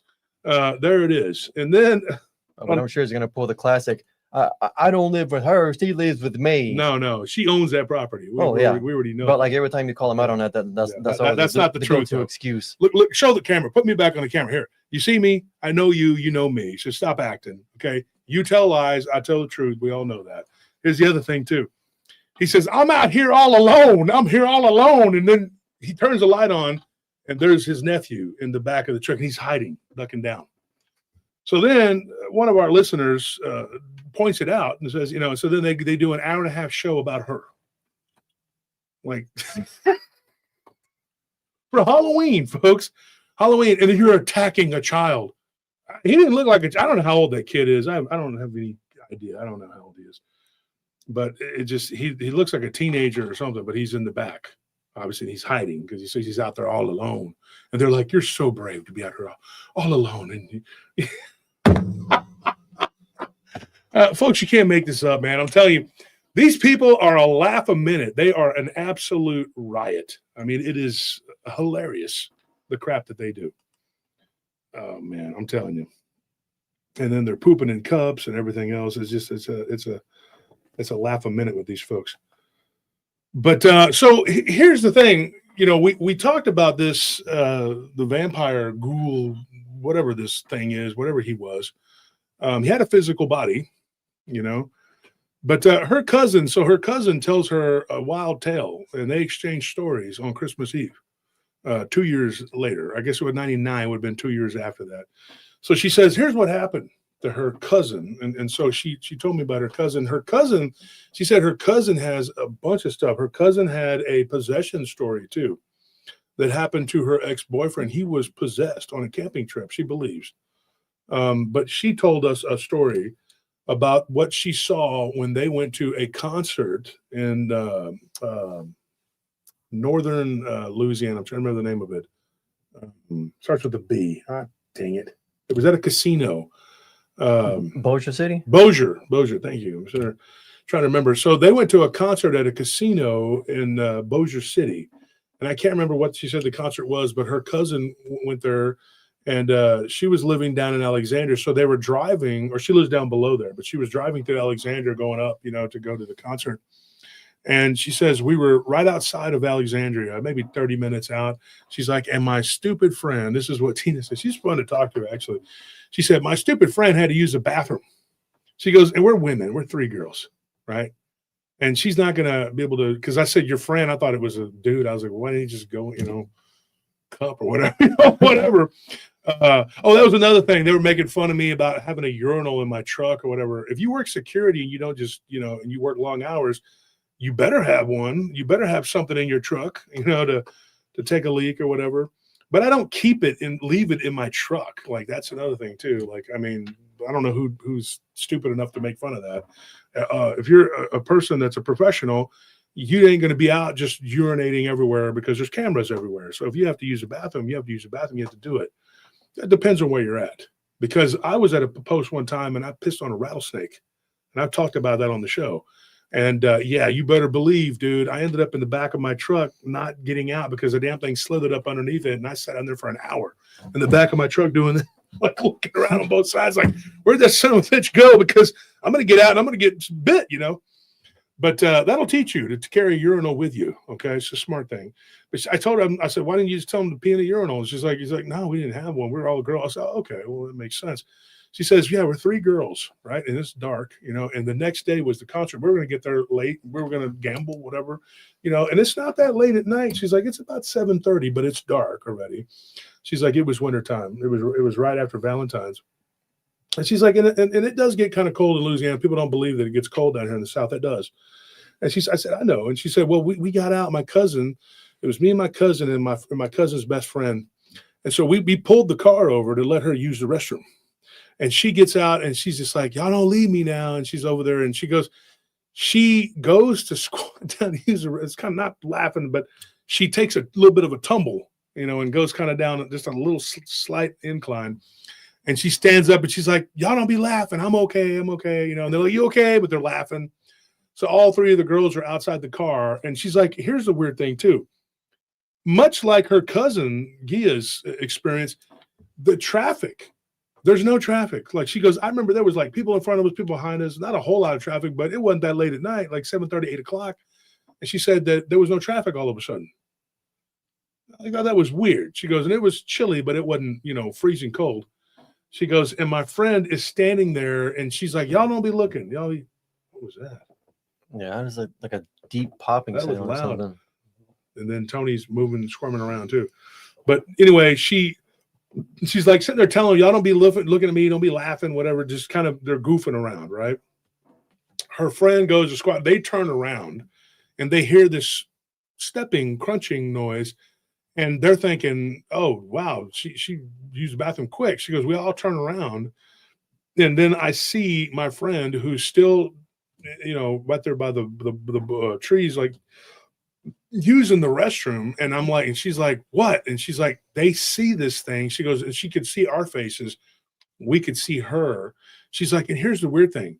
She's like, it was well past dusk, but it looked kind of like it had just gotten dark. How dusk looks, kind of gray. Mm-hmm. She said it looked kind of like that for a split second. She's like, maybe longer than a few seconds. She's like, but at first she was like, it was real quick, but then she's like, well, maybe a little bit longer. But she goes, you got a good look at this thing. And she said that it looked like a wolf, like a giant wolf's headed looking creature, big, massive shoulders. And it was squatted down. She goes, and it was kind of like how a creature would squat down and kind of hop, Uh-huh. She said it looked like it was about ready to like lunge at her. And we screamed, and she stands up and just starts to run without even pulling her pants up and falls. And then this creature kind of recoils because they scream and yell. And then her friend, she goes, she's braver than me. Tina's like, she went and grabbed her and pulled her up off of the ground because she wouldn't even get up. She was just laying there like she was frozen, like stuck. She goes, and my friend said when she reached to grab her, that creature was like maybe 10 feet away with this massive head, and it growled at her, and then it kind of lunged and was on all fours. But the hands, she said that what should have been paws, fingers, digits. Seriously, it was like she don't remember how many, but she remembers seeing fingers, not paws, like from a hand. And she said that the creature was blackish brown for the most part, but it looked like it was darker maybe than it was because of how dark it was outside. And she said if it was daylight, you could see it might have been more of a brownish black. But she's like, it was black. She goes, but the scariest thing was, she goes, I crawled in from the passenger side and crawled over to the driver's side. I was driving. She goes, the other two girls crawled into the back seat, and the doors were wide open. And this thing crawled right up to the car. And she's like, I had to be brave and reach over to try to close the door. She goes, but I couldn't reach it. And then this thing put its hand up and like stopped her from closing the door. And then she's like, I gunned it. I just took off, and the door hit it, and it kind of like hit its head, lifted its head back up, and then stood up. And she's like, I could see it in the rearview mirror, and the door, like, she's like, luckily the door just closed. The back door is still open, and her feet are dangling at her cousin and her friend's feet. And she's like, y'all close that door. And then they closed the door, and then this thing took off running. She's like, and I got it up to she goes, I was driving a decent, car at that time. She's like, and I got it going, she's like, I had it up to about 70, at this point we were just down the highway driving, and I thought, okay, we lost it. She's like, and then all of a sudden we feel something hit the side of the car. She's like, and then we kind of spin around, get the fishtail a little bit, and then I regain control, and then there's this big truck that goes by us. And she said that we almost got wiped out. She's like, and we looked and we could not see anything. We did not see anything physical like hit our car. And she's like, it was terrifying. She goes, and I've never been that close to death. She told her cousin that, and she told me that. So I asked her, I said, Tina, do you really believe that you were about to die? She says, hell yeah, absolutely. I believe that thing was going to get in the car and it was going to unalive us all. And I said, what do you think it wanted? She goes, dinner. I think absolutely. I was on the menu. It was going to eat us. That's what it wanted. 100%. She said there was no, she didn't back down from what she said. She's like, I swear to God, the way she talks, she says it was gonna eat us, you know. And I told her, I said, Tina, don't swear to God, you're supposed to do that. And she's like, I'm sorry, you know. She's like, I'm a religious person. She goes, but I was scared. She goes, I was screaming, God help us, and we were praying. She's like, and after the car got hit by something invisible we didn't see. And I said, are you sure you didn't see it? Maybe it was that creature that caught up to you. She's like, maybe, but she goes, I think, you know, that it was just demonic, you know, had to be because something hit the car, you know. And she's like, and I didn't see it, and neither did anybody in the car. And she goes, when we get to the next town and we stop, she's like, and there's a massive dent in my Toyota. And I'm sitting there going like, what in the hell just happened? And so, yeah, that happened in 1997 too, to her, same year that her cousin had that happen. But it happened in February. And then it was months later when her cousin went to, you know, New Orleans and had the weird thing. Both of them had something happen in New Orleans. Their families are from New Orleans, Mississippi, New Orleans. But, and they thought that they got away from this thing. But it's like they encountered it once they were down the highway. Yeah, she said they were down the highway and they thought they were long gone from it. And but here's the thing though, they didn't see anything hit them. You know, she said looked in the rearview mirror, there was nothing there, and the traffic was normal again. You know, there again, you know, when we talk about these things, it's like you go into this pocket reality because there was no traffic when this thing was doing what it did. That's a scary thing, and people talk about, you know, like hunters. They'll tell you, well, like, you know, I was hunting and I was doing this, and this one guy was talking about elk hunting, right? He was elk hunting, and I remember he was talking about being in Utah, and he was like, I remember he was what's his name's friend, my friend the Ute, Johnny, and told him, he says, look, he goes, I know what I saw. He goes, and this thing stood up like a man and walked, and it was an elk, right? When it did, like it went to a tree and started like banging its antlers up against this tree. This is not a real long story. The guy that told me this story was his name was Robert, but Robert was very adamant that this thing had like, it was an elk. He's like, and I'm like half asleep, you know, and I'm over there and I'm like, and then I look, he goes, and there's this elk, maybe like 30 yards. And I'm like, oh crap. I looked at it through a scope. And when I did, it was like automatically it knew I was looking at it, and it turned into a humanoid type shape, you know, and it lifted up its body. He's like, and then I hear this pop, like, and it like moved into position. Now, here is this very clear. We've talked about this before, the popping noise. And people think, well, it's joints or whatever popping, but it could be something supernatural because people will hear that when they're out and about or in the woods or wherever. You know, we had somebody that was talking to us when we did security for Ross. You remember that? And that lady told us the story about that place being haunted. The one up in Cedar Park, it's not there now. There used to be in that parking lot by the PetSmart, I believe. And we were doing security there, and she said, no. So this place is haunted. It is really haunted. She kept talking about how haunted it was. But then she said something I thought was interesting. She said that she was in the back break room one time, and she heard like 3 pops. And I said, what did it sound like? And she said, well, one time I heard a clapping noise. So I got confused. I said, oh, it was 3 claps. She goes, no. She's like, it was different. It was like, I heard a clapping noise one time, but then another time I heard it was like pop, pop, pop. She's like, I look and I see something move down, like not down the hallway, but she's thinking from the break room. She goes, I could see this thing moved across the hallway like a shadow cloaked figure. And it came out of 3 pops, like pop, pop, pop. Now, we've had that at the studio right here where we've heard the pop, pop, pop, and something happens. Yeah. That's the same thing. I mean, you know, but what this guy's talking about, this hunter, he's like, you know, there were birds and there were all kinds of things, you know. And this was daytime. This was daytime. This was in the middle of the night. And all of a sudden he hears this pop, pop, you know. And he's like, there's this creature standing up on its hind legs and it has antlers. He's like, and it's weird because for a minute it looked like the flesh, like the fur had fallen off and then regrew. And then it went up to the tree and was banging its antlers against the tree. He goes, and then it turned and it looked at me. He goes, and it had a human-like face. I could see like this, you know, the middle of it. Definitely like a deer or an elk type looking creature. Because he said when it stood up, it looked more kind of like a deer. That's weird too. Like the elk is distinctly different than a deer. The elk, deer, moose are all very different animals, antelope. But this thing stood up and looked at him, and it had this look about it. Like it knew what it was doing, and it was looking at him, and it changed its appearance. but it had a kind of a human appearance to it in the face, and it was looking at him like, yeah, I know you see me.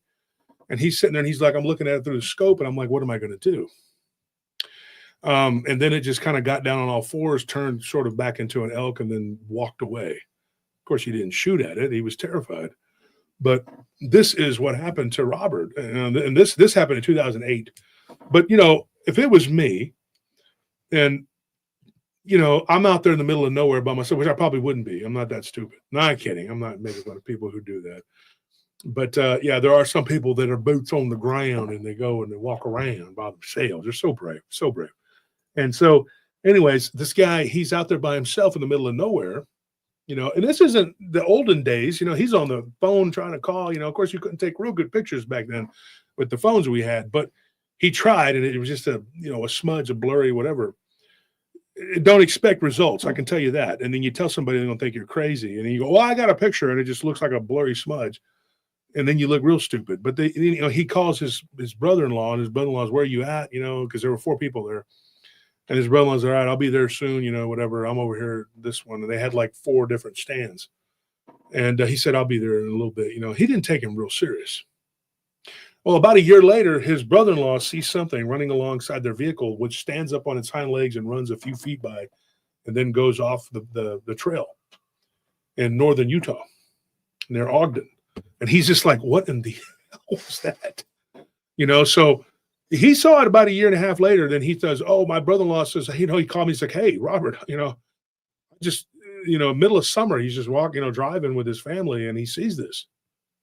And he was up there visiting some friends, and he said, you know, and it happened just real quick, but it was an elk-like creature. And it just, you know, so there's something to that. It was in that same area where they had been hunting that he was at. And he said that there were 4 people, right? 4 people. All 4 of them people had weird things happen to them within the next 2 years. The other 2 wasn't so obvious, but I do believe that one of them said that they were out hunting in, not Utah, Idaho. And they had something that walked around their tree stand again and again and again.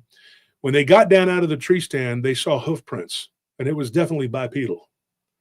So that happened to one of the other hunters. And then the other hunter, the 4th one that was there with him that day, which was his cousin, he said that he had this weird feeling when he was, okay, do you remember on Halloween, y'all got to remember if you were there on Halloween, there was a guy that talked about seeing a person's head that looked like a bull. Mm-hmm. And then we've had Richard talk about seeing an ox head on that one. Okay, so this guy, he was filling out a thing at the dentist's office. And this was in Salt Lake City. And he was filling it out, and he goes, he sets it down. He's like kind of looking up at the television. He's like, he's got this horrible toothache. And he tells Robert, he says that he looks over and he sees a receptionist, and the receptionist's head for a second there looked like a reindeer. Yeah, like, you know how reindeer, they have a very distinct look. They don't look like deer, like regular elk, or like, you know, moose or anything like that. He goes, it just kind of looked reindeerish. And he was like, whoa. And he kind of went like, and he stood up and was like, he looked around and he looked back, and her head looked that way again. And then he was like, whoa. So he stumbles out into the parking lot, you know, outside of the building. And there's like 3 other people there, and they're looking at him like, what the hell is wrong with this guy? You know, this guy's losing his flipping mind.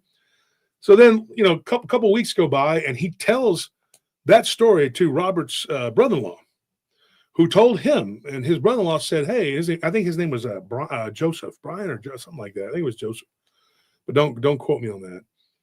And then he said that he told Joseph, and that's when Joseph told him what happened to him. And then they all talked about it. And then the other guy said, well, that's weird. When I was hunting, you know, in Idaho, I had something walking around my tree stand. You know, and it was definitely bipedal, but I couldn't see what it was. It was invisible. So whatever this thing was, maybe it made an impression with them, or something happened. Who knows? I mean, what are your thoughts on that? It's really bizarre, but I mean, honestly, like the messed up part is that, like, it's not even like that. It's out of the ordinary for sure. Definitely. But compared to all the other stuff that people encounter, it's like it's par for the course. It's like a normal part of reality, of the real reality, because they're taken into this sort of pocket reality. Now, here's the interesting thing: The guy that saw this in the dentist's office, and I didn't interview this guy. I didn't talk to him. I didn't get an email from him. I'm only taking this on what I was told by Robert. And this was told from Robert. It was told to Johnny. And that's my friend. He's a youth. And so Johnny told me, he says, this is what Robert says. I was on the phone with him, and he just says, let's call him. And so he gets this guy on the phone, and this guy talked, and he's like me. He's pretty long-winded, but he told it all. And he said, and he gave me all the names of people. I don't remember all the names because I hadn't finished fleshing it out. But that is a prime example of pocket reality, because the guy that saw the reindeer head on that woman, but he said, it didn't say it just a head. He noticed the head, but he said that it looked like a reindeer standing up on his hind legs. I got to make sure I say that. But when he was looking at that, he goes, I didn't see people around. There was nobody in the dentist's office with me. It was just me and that being. And then he goes, I get outside and I turn and I look, and there's just a woman standing there going like, what in the hell?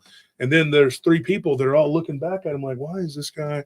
And this little kid, is like going, what? Why is this guy, babbling? And so if they thought they were going to get out unscathed after seeing, whatever the hell that was that this guy saw, Deer Man or Wendigo, whatever the hell it was, something happened, obviously. And so you have these weird interactions with these beings, but they definitely do this pocket thing. And it's something that we here at PRT, there's a theory that we've come up with, because obviously not everybody, that doesn't happen, but I think that's what's happening a lot of the times. That's my opinion, and take it for what it's worth, I mean, it makes sense. It's probably one of the safer ways to hunt. And, we've also often wondered how they're marked. And it might be something like if you enter that reality one time, then it's like an access key. It's like all of a sudden now you're able to enter it again.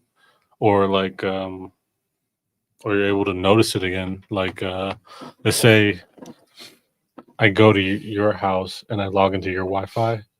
Oh, then I leave. But next time I come in, I'm just automatically logged in. Yeah, it's like you're dialed into that frequency already. Exactly. Yeah. Yeah. So it could be something similar, but maybe for all types of creatures, where like now that maybe like it's the opposite way though, that like, oh, now you can track my location because I'm dialed into your Wi-Fi. So, but because I'm very curious about how they're able to mark, because like especially if they're taking you into these alternate realities, how are they able to find you again when you move somewhere else? And it's not, just one specific thing. I've heard of aliens doing it.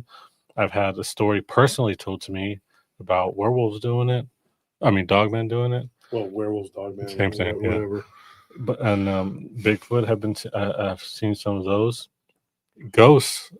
It's hard to say because it could be something similar, or it could be like a new creature, new ghost or whatever. But like they all have instances of them tracking. So if it is them pulling you into the reality, they might just are able to find you because of that. Yeah, and Jessica had a good point, or a good question here. She says, Wolf, are they brothers? One of them was his brother-in-law, and those other two guys were his brother-in-law's friends. He didn't really know them that well. He knew them from the hunting trip, and he had subsequently. But here's the weird thing. And not weird, but like here's another detail to this puzzle. They hunted together, at least two of those guys together hunted, besides with all of them together. So for over the year and a half, whatever, they had all had this encounter with whatever they think was some sort of like a creature from an alternate reality. The other three guys didn't see what he saw that day, but it was probably in the area because they weren't that far from each other, a couple miles, at the most. And they were kind of like in a square, from each other. And he said that one of the things that Robert told me, he said, this is what's weird. He's like, we had another hunting season and we all went out and hunted together since then. But that was the only thing that seemed to be weird, The thing didn't threaten him, didn't try to attack him, but just gave him a look like, yeah, go ahead and try to shoot me, So he didn't feel like he was being marked or anything until everybody started seeing something weird or had something weird happen. Now, here's the thing. The guy that saw the reindeer-looking headed creature, I got to say, here's another detail. It was early December. So maybe, that, and he had taken a lot of cough medicine because he wasn't feeling good. And then he realized like he was having the fever that wouldn't go away, whatever. He had an impacted tooth. So it wasn't just what, like a sickness, whatever. And so he had thought, oh, I'm feeling kind of sick, but he was getting sick because of the tooth. So maybe that was it. Plus he had a fever, But why would it happen to those 4 guys that were all together on that trip when Robert saw that weird creature? And the other guy, he threw his 2 cents in there and said, well, the next year when I was up hunting in Idaho, which is where he's from, he's like, I had that thing walk around my tree. So maybe there was something to this. They all had something happen. And then, of course, his brother-in-law had the thing run alongside his vehicle. Now, that is a weird thing. But, yeah, I don't know. I mean, like there could be a whole lot of weirdness going on in these places. And I think that some of these places, they all have their own area of paranormal functionality. I don't know what would you, or like certain areas are more conducive to certain phenomena. Yeah. Yeah. Like territories. Just 1 second.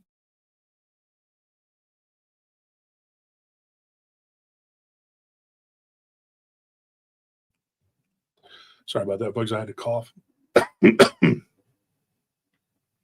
So anyways, yeah, I wondered about that. With this woman, Tina's encounter, there was something else that happened when they were at the hotel that they went to. Sure.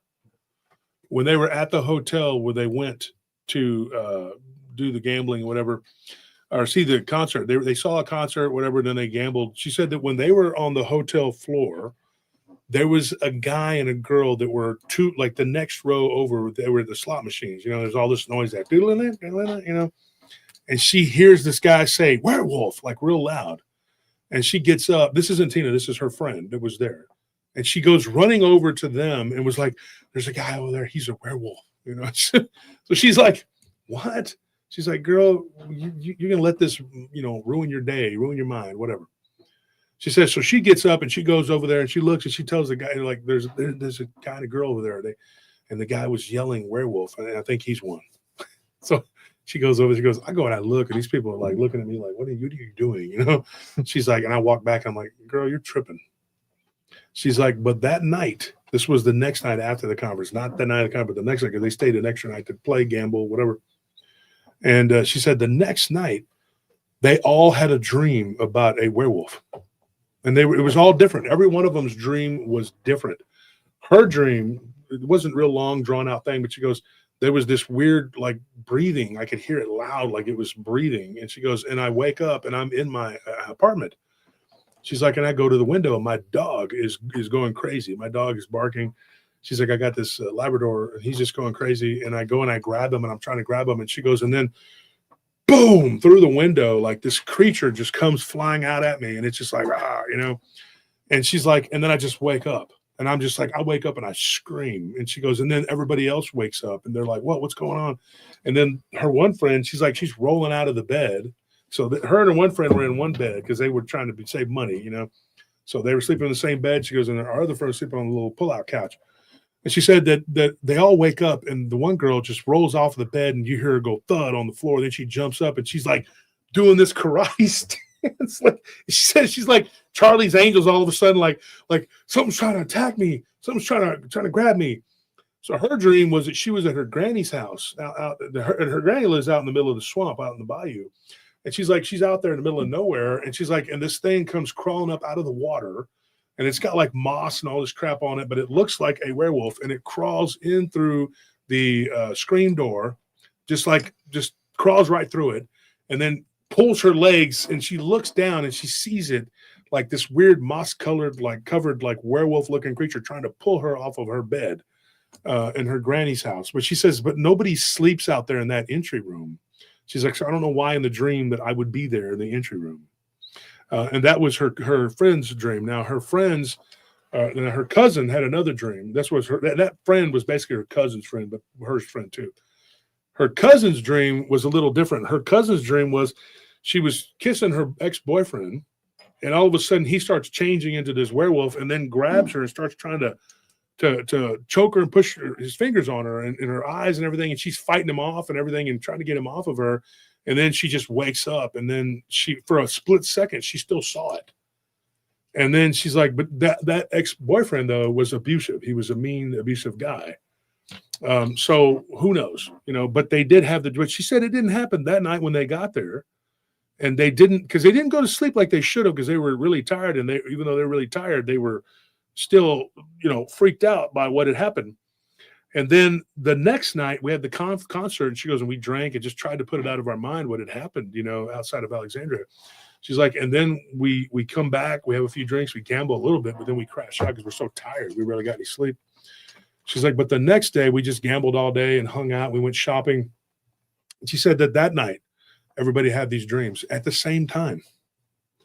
So you can't tell me that if that was just a physical creature that was just trying to get a snack, then what was the invisible thing that hit their car, right? What was the dreams that they had at the hotel? Why did they all have not the same dream, but they all at the same time dreamed? She wakes up at 3 a.m. Yeah, right? Yeah, 3:10 or something like that. She said, get it. Yeah. It's crazy, right? So they have these dreams and everybody's like, well, this is because, blah, blah, blah. They're traumatized or whatever.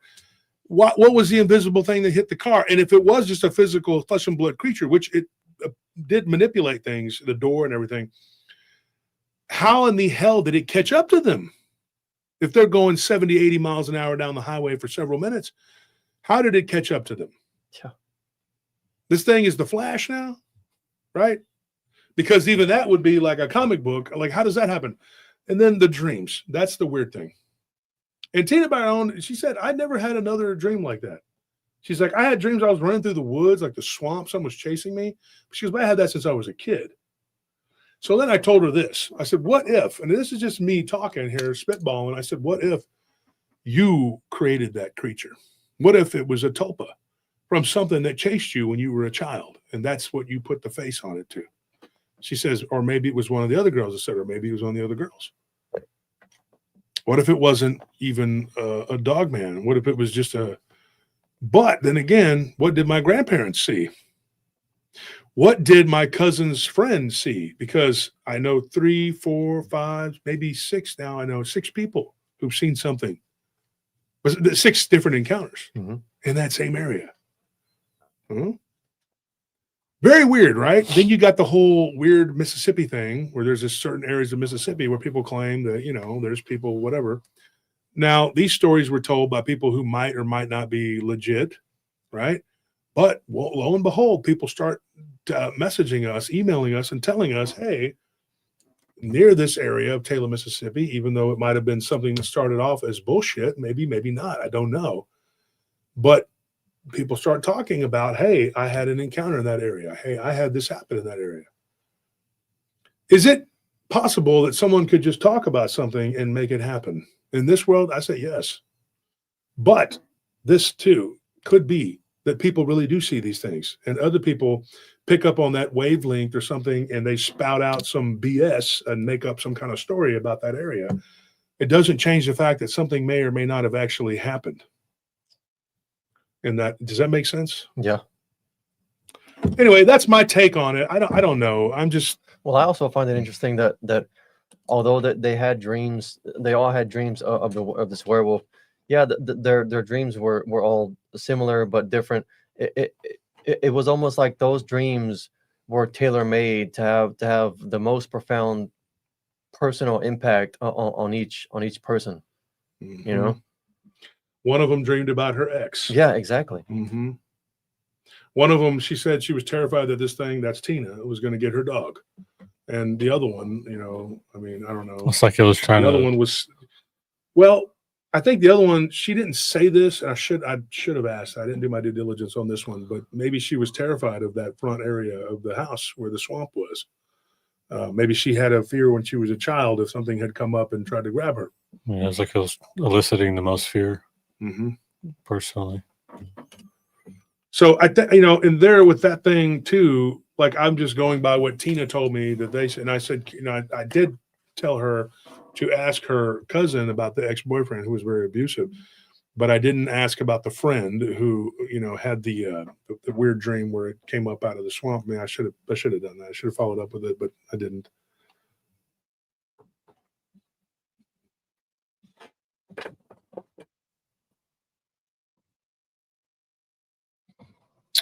Any questions, guys? Anything you want to say or talk about before I bounce here? Because got about 10 minutes left in me here.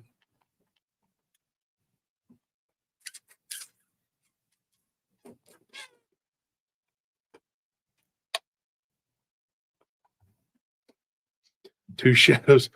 I don't talk to anyone around my area. Too many walking dumb. So I got a funny one for you. Here's a funny one. So do you guys remember probably maybe 3 or 4 years ago now? Maybe, I don't know if it was that long. Well, maybe. When did we start doing live streams? Oh, I don't know. Let me see. I don't remember, but I know that it's been way back there. And I know it was back before the first conference because I was talking about it, and Lyle was with us, and he was, looking at the video of it and laughing about it. There was a Bigfoot group that I was in, and it was during the start of the war between Ukraine and Russia, the most recent one, not the Crimean, but the most recent one, the invasion. And so we'll look up whenever that was. I know it was like in the winter. I can't remember exactly when the Russians invaded. But there was this there now. Okay, so these people, they're still around. And they're in one of the Bigfoot groups I was in. So this happened probably I'll say the first week of October, probably. And they were in this group, right? And so I know these people. I got to know them. Like they blocked me, and then the one woman unblocked me just so she could spout off some more crazy crap. But they strike again. Do you remember when I talked about if you're a veteran of PRT, you've been around for a while, you might remember this. But it wasn't the amazing dumb. It wasn't the lizard with the back. But so the war had kicked off, right? And just to refresh your memory, and these two ladies were talking about Bigfoot and being worried that the Bigfoot of Ukraine might be in trouble or be threatened by the war. And I said something what I thought was very pragmatic. I said, there are women and children dying, hospitals are being bombed, and people are being displaced, and soldiers on both sides are being murdered, for a senseless, whatever. I think there's bigger problems than worrying about the Bigfoot population. Wolf, what about the Bigfoot? Yeah. What about the Bigfoot? Yeah. Someone think of the Bigfoots. So I did one where I pretended to be a Russian. I did a skit on it, right? So I did the Russian. I said that I'm like, I will not invade Ukraine. The big feet, they're attacked by I stopped drinking. I pretended like I was drinking vodka, and I was like, I'm not going to drink anymore. Women, children, hospitals, schools, okay, but not for the big feet. We turn tank around. We go back. We don't fight. And so I made a big joke like that, right? So I got a lot of people messaging me laughing and saying it was a funny skit, whatever. Well, one of the women tracked me down and started lighting my ass up, in my messenger. And I let it go on for a little bit. I was just like, whatever, maybe I deserve it. But I did tell her, I said, well, to me, she goes, it was very insensitive. So I told her, I said, well, I think it's very insensitive of you because there's people dying and you're worried about this demonic entity. She's like, Bigfoot is not a demonic entity.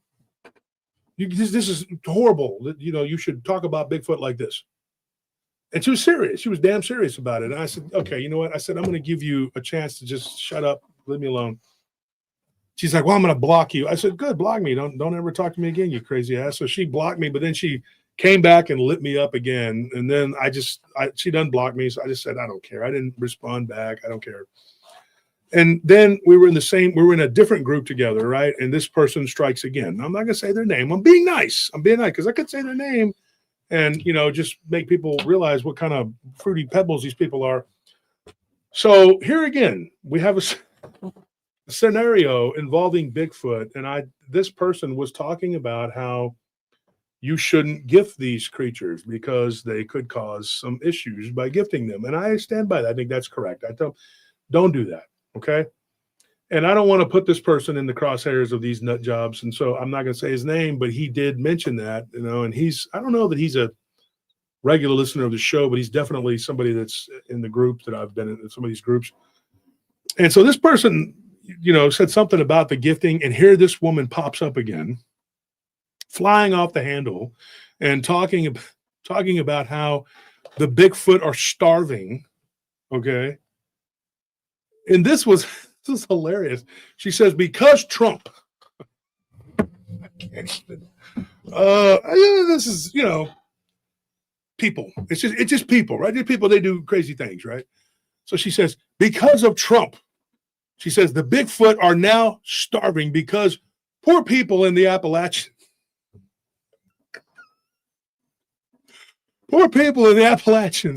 don't have their SNAP. They don't have their food stamps to give to the people. Don't even have the food, so they can't gift to the Bigfoot. Because of that, now the Bigfoot are going to be violent. She's like, and you are to blame, Mr. President, because of the. So the Bigfoot attacks are Trump's fault. She should be in a jump rope competition with how she's jumping to conclusions. My word.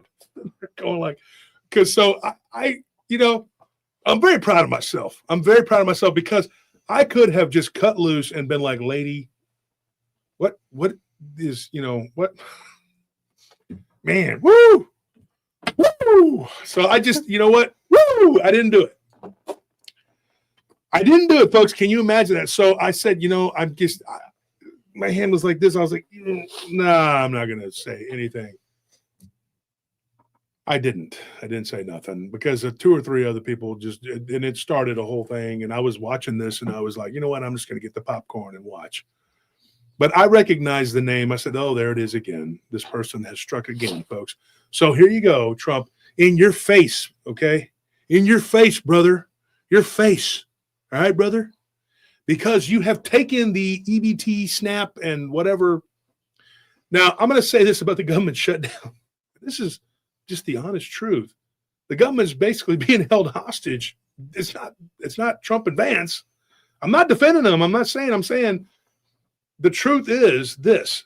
The other side is doing that because the longer it goes, everybody's going to be instinctively blaming Trump because he's the president, right? And so they're like, well, it's his fault. That's why, because it's happening. But the left knows that they are able to squeeze everybody with that. And so they think that it's going to keep everybody holding the government hostage, and they're going to blame the orange man bad, right? So that's my take. And I mean, I know a lot about politics, and I wanted to say something, but I didn't want to be in the middle of that insane asylum that was going on. So I'm not going to do this. I'm not going to, you know. I told my wife about it. She goes, just, you know what? Don't just let these people be. There's a lot of very unstable people in this community. They're very, very unstable. And so this person just went on this tirade, you know, and blaming Orange Man. She goes, when you vote for a real life Cheeto, he's like, you get what you get. And now you have starving Bigfoots that are going to be raiding people's houses and looting and pillaging. She goes, and it's not their fault. She goes, and you gun-happy Republicans better not shoot them. She's like, I'll be damned. You better not shoot them when they come to your house because they are starving, because the good, wholesome people that depend on food stamps give their food to the Bigfoots. And I'm going like, what the freak? What is wrong with these people? Like, what in the actual F? So I did, you know, tell a few friends of mine. I said, hey, go look at, you got to check. This is epic, dude. Like, for real. So I'm not going to get into the group. Should I say the group? I probably shouldn't say it. I don't want to do it. It's not worth it. Damn, man. But I was like, man, oh, man. So anyways, yeah, that's what happened. So I'm sitting there going like, this is insane, dude. This is nutty. This is crazy that these people, they do this. You're going to sit up there because of Trump. Bigfoot's now coming to your house. They're going to come to your house, folks. And they're not happy. No. Ripping off heads is their game. Yeah. You're going to pay them $100, so they're going to beat you down. Well, maybe the Bigfoot should have thought about that and gotten out there and voted, because we look. There it is. I'm speaking to all the Bigfoots watching this show right now. You got to vote, okay? Otherwise, you're not going to get your way. You're going to lose your EBT card. That's right. Okay, and you're going to starve. It's your fault, Bigfoot, for not voting. It's your fault. We No one want else's. you to vote. They're always out there whooping. Yeah, Whooping and hollering. you're hooping and hollering and doing all this stuff, but you can't vote. You're coming in and out of portals and doing all this crazy stuff, but you can't vote. You can vote. Voting is simple. Just go down there. Okay. These Bigfoots are coming over here and stealing our jobs. Get Jeremy Hollow. Give them their $350. I said that long that's monster about $350. So stay hungry, my friends. Remember, the F in communism stands for food. I don't always whoop, but when I do, there it is. All right, folks. Anyways, man, I had to say it. I'm sorry. It was just, but I didn't. I was very proud of myself. I didn't get involved. I can't say I'm not going to go back to there and say something now because I'm not. I'm not going to do that. I'm not going to do that. I want to. We are going to do a giveaway tonight. Are we doing a giveaway? What time is it? It is 11 o'clock. We don't have time. We got to run. We got to roll. It's already 11. We're supposed to be there at 11. Okay, guys. We'll get you on Wednesday, though. All right, guys. But thank you for tuning in. Thank you for making PRT the best show around. I have fun. I'm sorry. I'm just up here having fun. Sorry, not sorry. I have a blast. I have fun with all of it. If you can't tell that it's just me having fun. Just me having a good time. I always do. I try not to be ugly, rude, mean, whatever. But don't be giving Bigfoot nothing. Don't be giving them $350. They need to work like everybody else. And if you want to keep people safe from Bigfoot attacks, you need to be encouraging the Bigfoots to vote so that we don't have the evil orange Cheeto man in there taking away their SNAP benefits. They can't vote though now because they used to be able to vote because anybody could cross the border and vote. Because my big fear was that Canadian and Mexican Bigfoot would come here and be voting. Oh yeah. Now that it's just American Bigfoot, I'm okay with them voting. I think so. Yeah, I think they're probably smarter than half the voting population anyway. Oh yeah. They smell better. All right, guys. And look, if you haven't already claimed your prize, if you won the $50, we gave away $50. Okay, $50 20 times. We gave away $1,000. I know everybody keeps saying 500, but we know it was 1,000. Yeah. And so we gave away $1,000. So whoever won, if you won, I picked out 10 people or 20 people.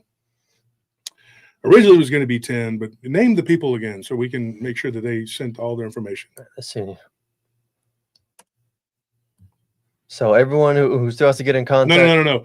Name the whole list. Oh, all the winners? Yeah, everybody that won. Yes. Okay, yeah. So we have Lolo, John Sablon, Lawrence Cowley, David Buchholz, Bluestone, August Bradshaw, Ken Christian, Amy Creel, Joanne Hartnett, Plymouth Pukwudgie, Tom Fox, Excalibur Knight, Randy, Victoria Alexander, Vulcan Death Grip, Mimi, Holly Ruffett, Stanfield, Sonia Keys, Ashley Aparicio, and Paula King. 20 people, 20 winners. Mm-hmm. Yep. So there you have it, folks, because we were accused by our ops of only giving away $200. Shut up, dude. Like they would say, shut up, Ike. Yeah, we gave away an extra like $200 just double paying people by accident. Just stop. All right? Just stop. You have no idea when to stop, when to shut up, when to quit. You just keep going.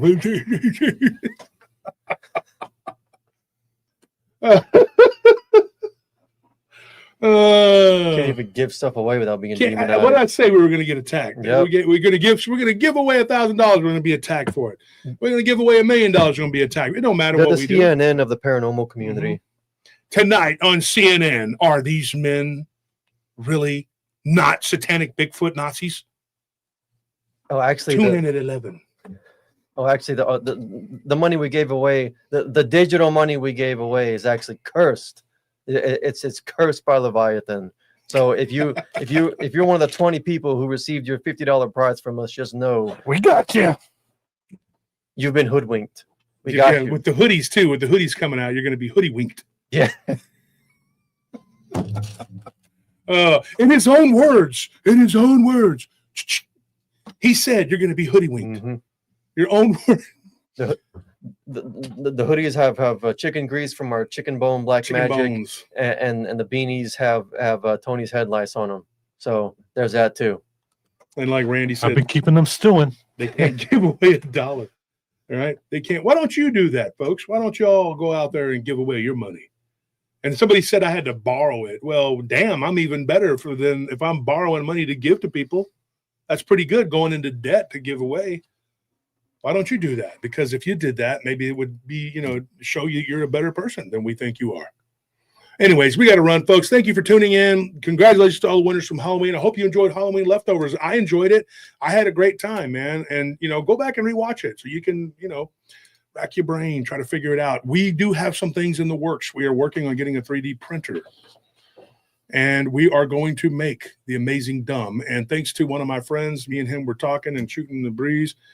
He is a friend of mine. He's a jiu-jitsu coach here in Austin, and we were talking, and he watches the show occasionally, and he saw the Bigfoot thing, and we were joking, laughing about it yesterday. So we were thinking if you can come up with something for the Bigfoot tank skit, like a sticker. I was thinking about a sticker, maybe a Bigfoot on a tank, and he's like this, with a Russian tanker there that's drinking vodka.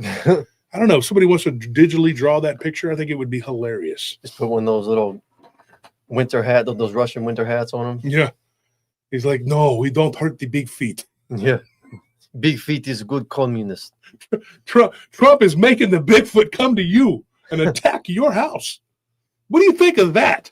That's why the Bigfoots actually hate Trump, because Bigfoot's a communist. That's why. Exactly. Commie Bigfoot.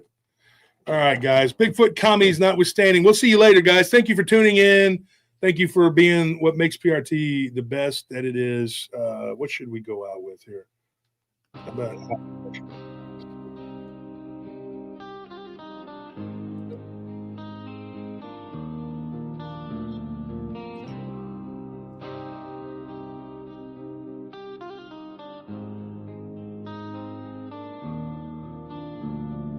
pen to paper, a lost friend's letter.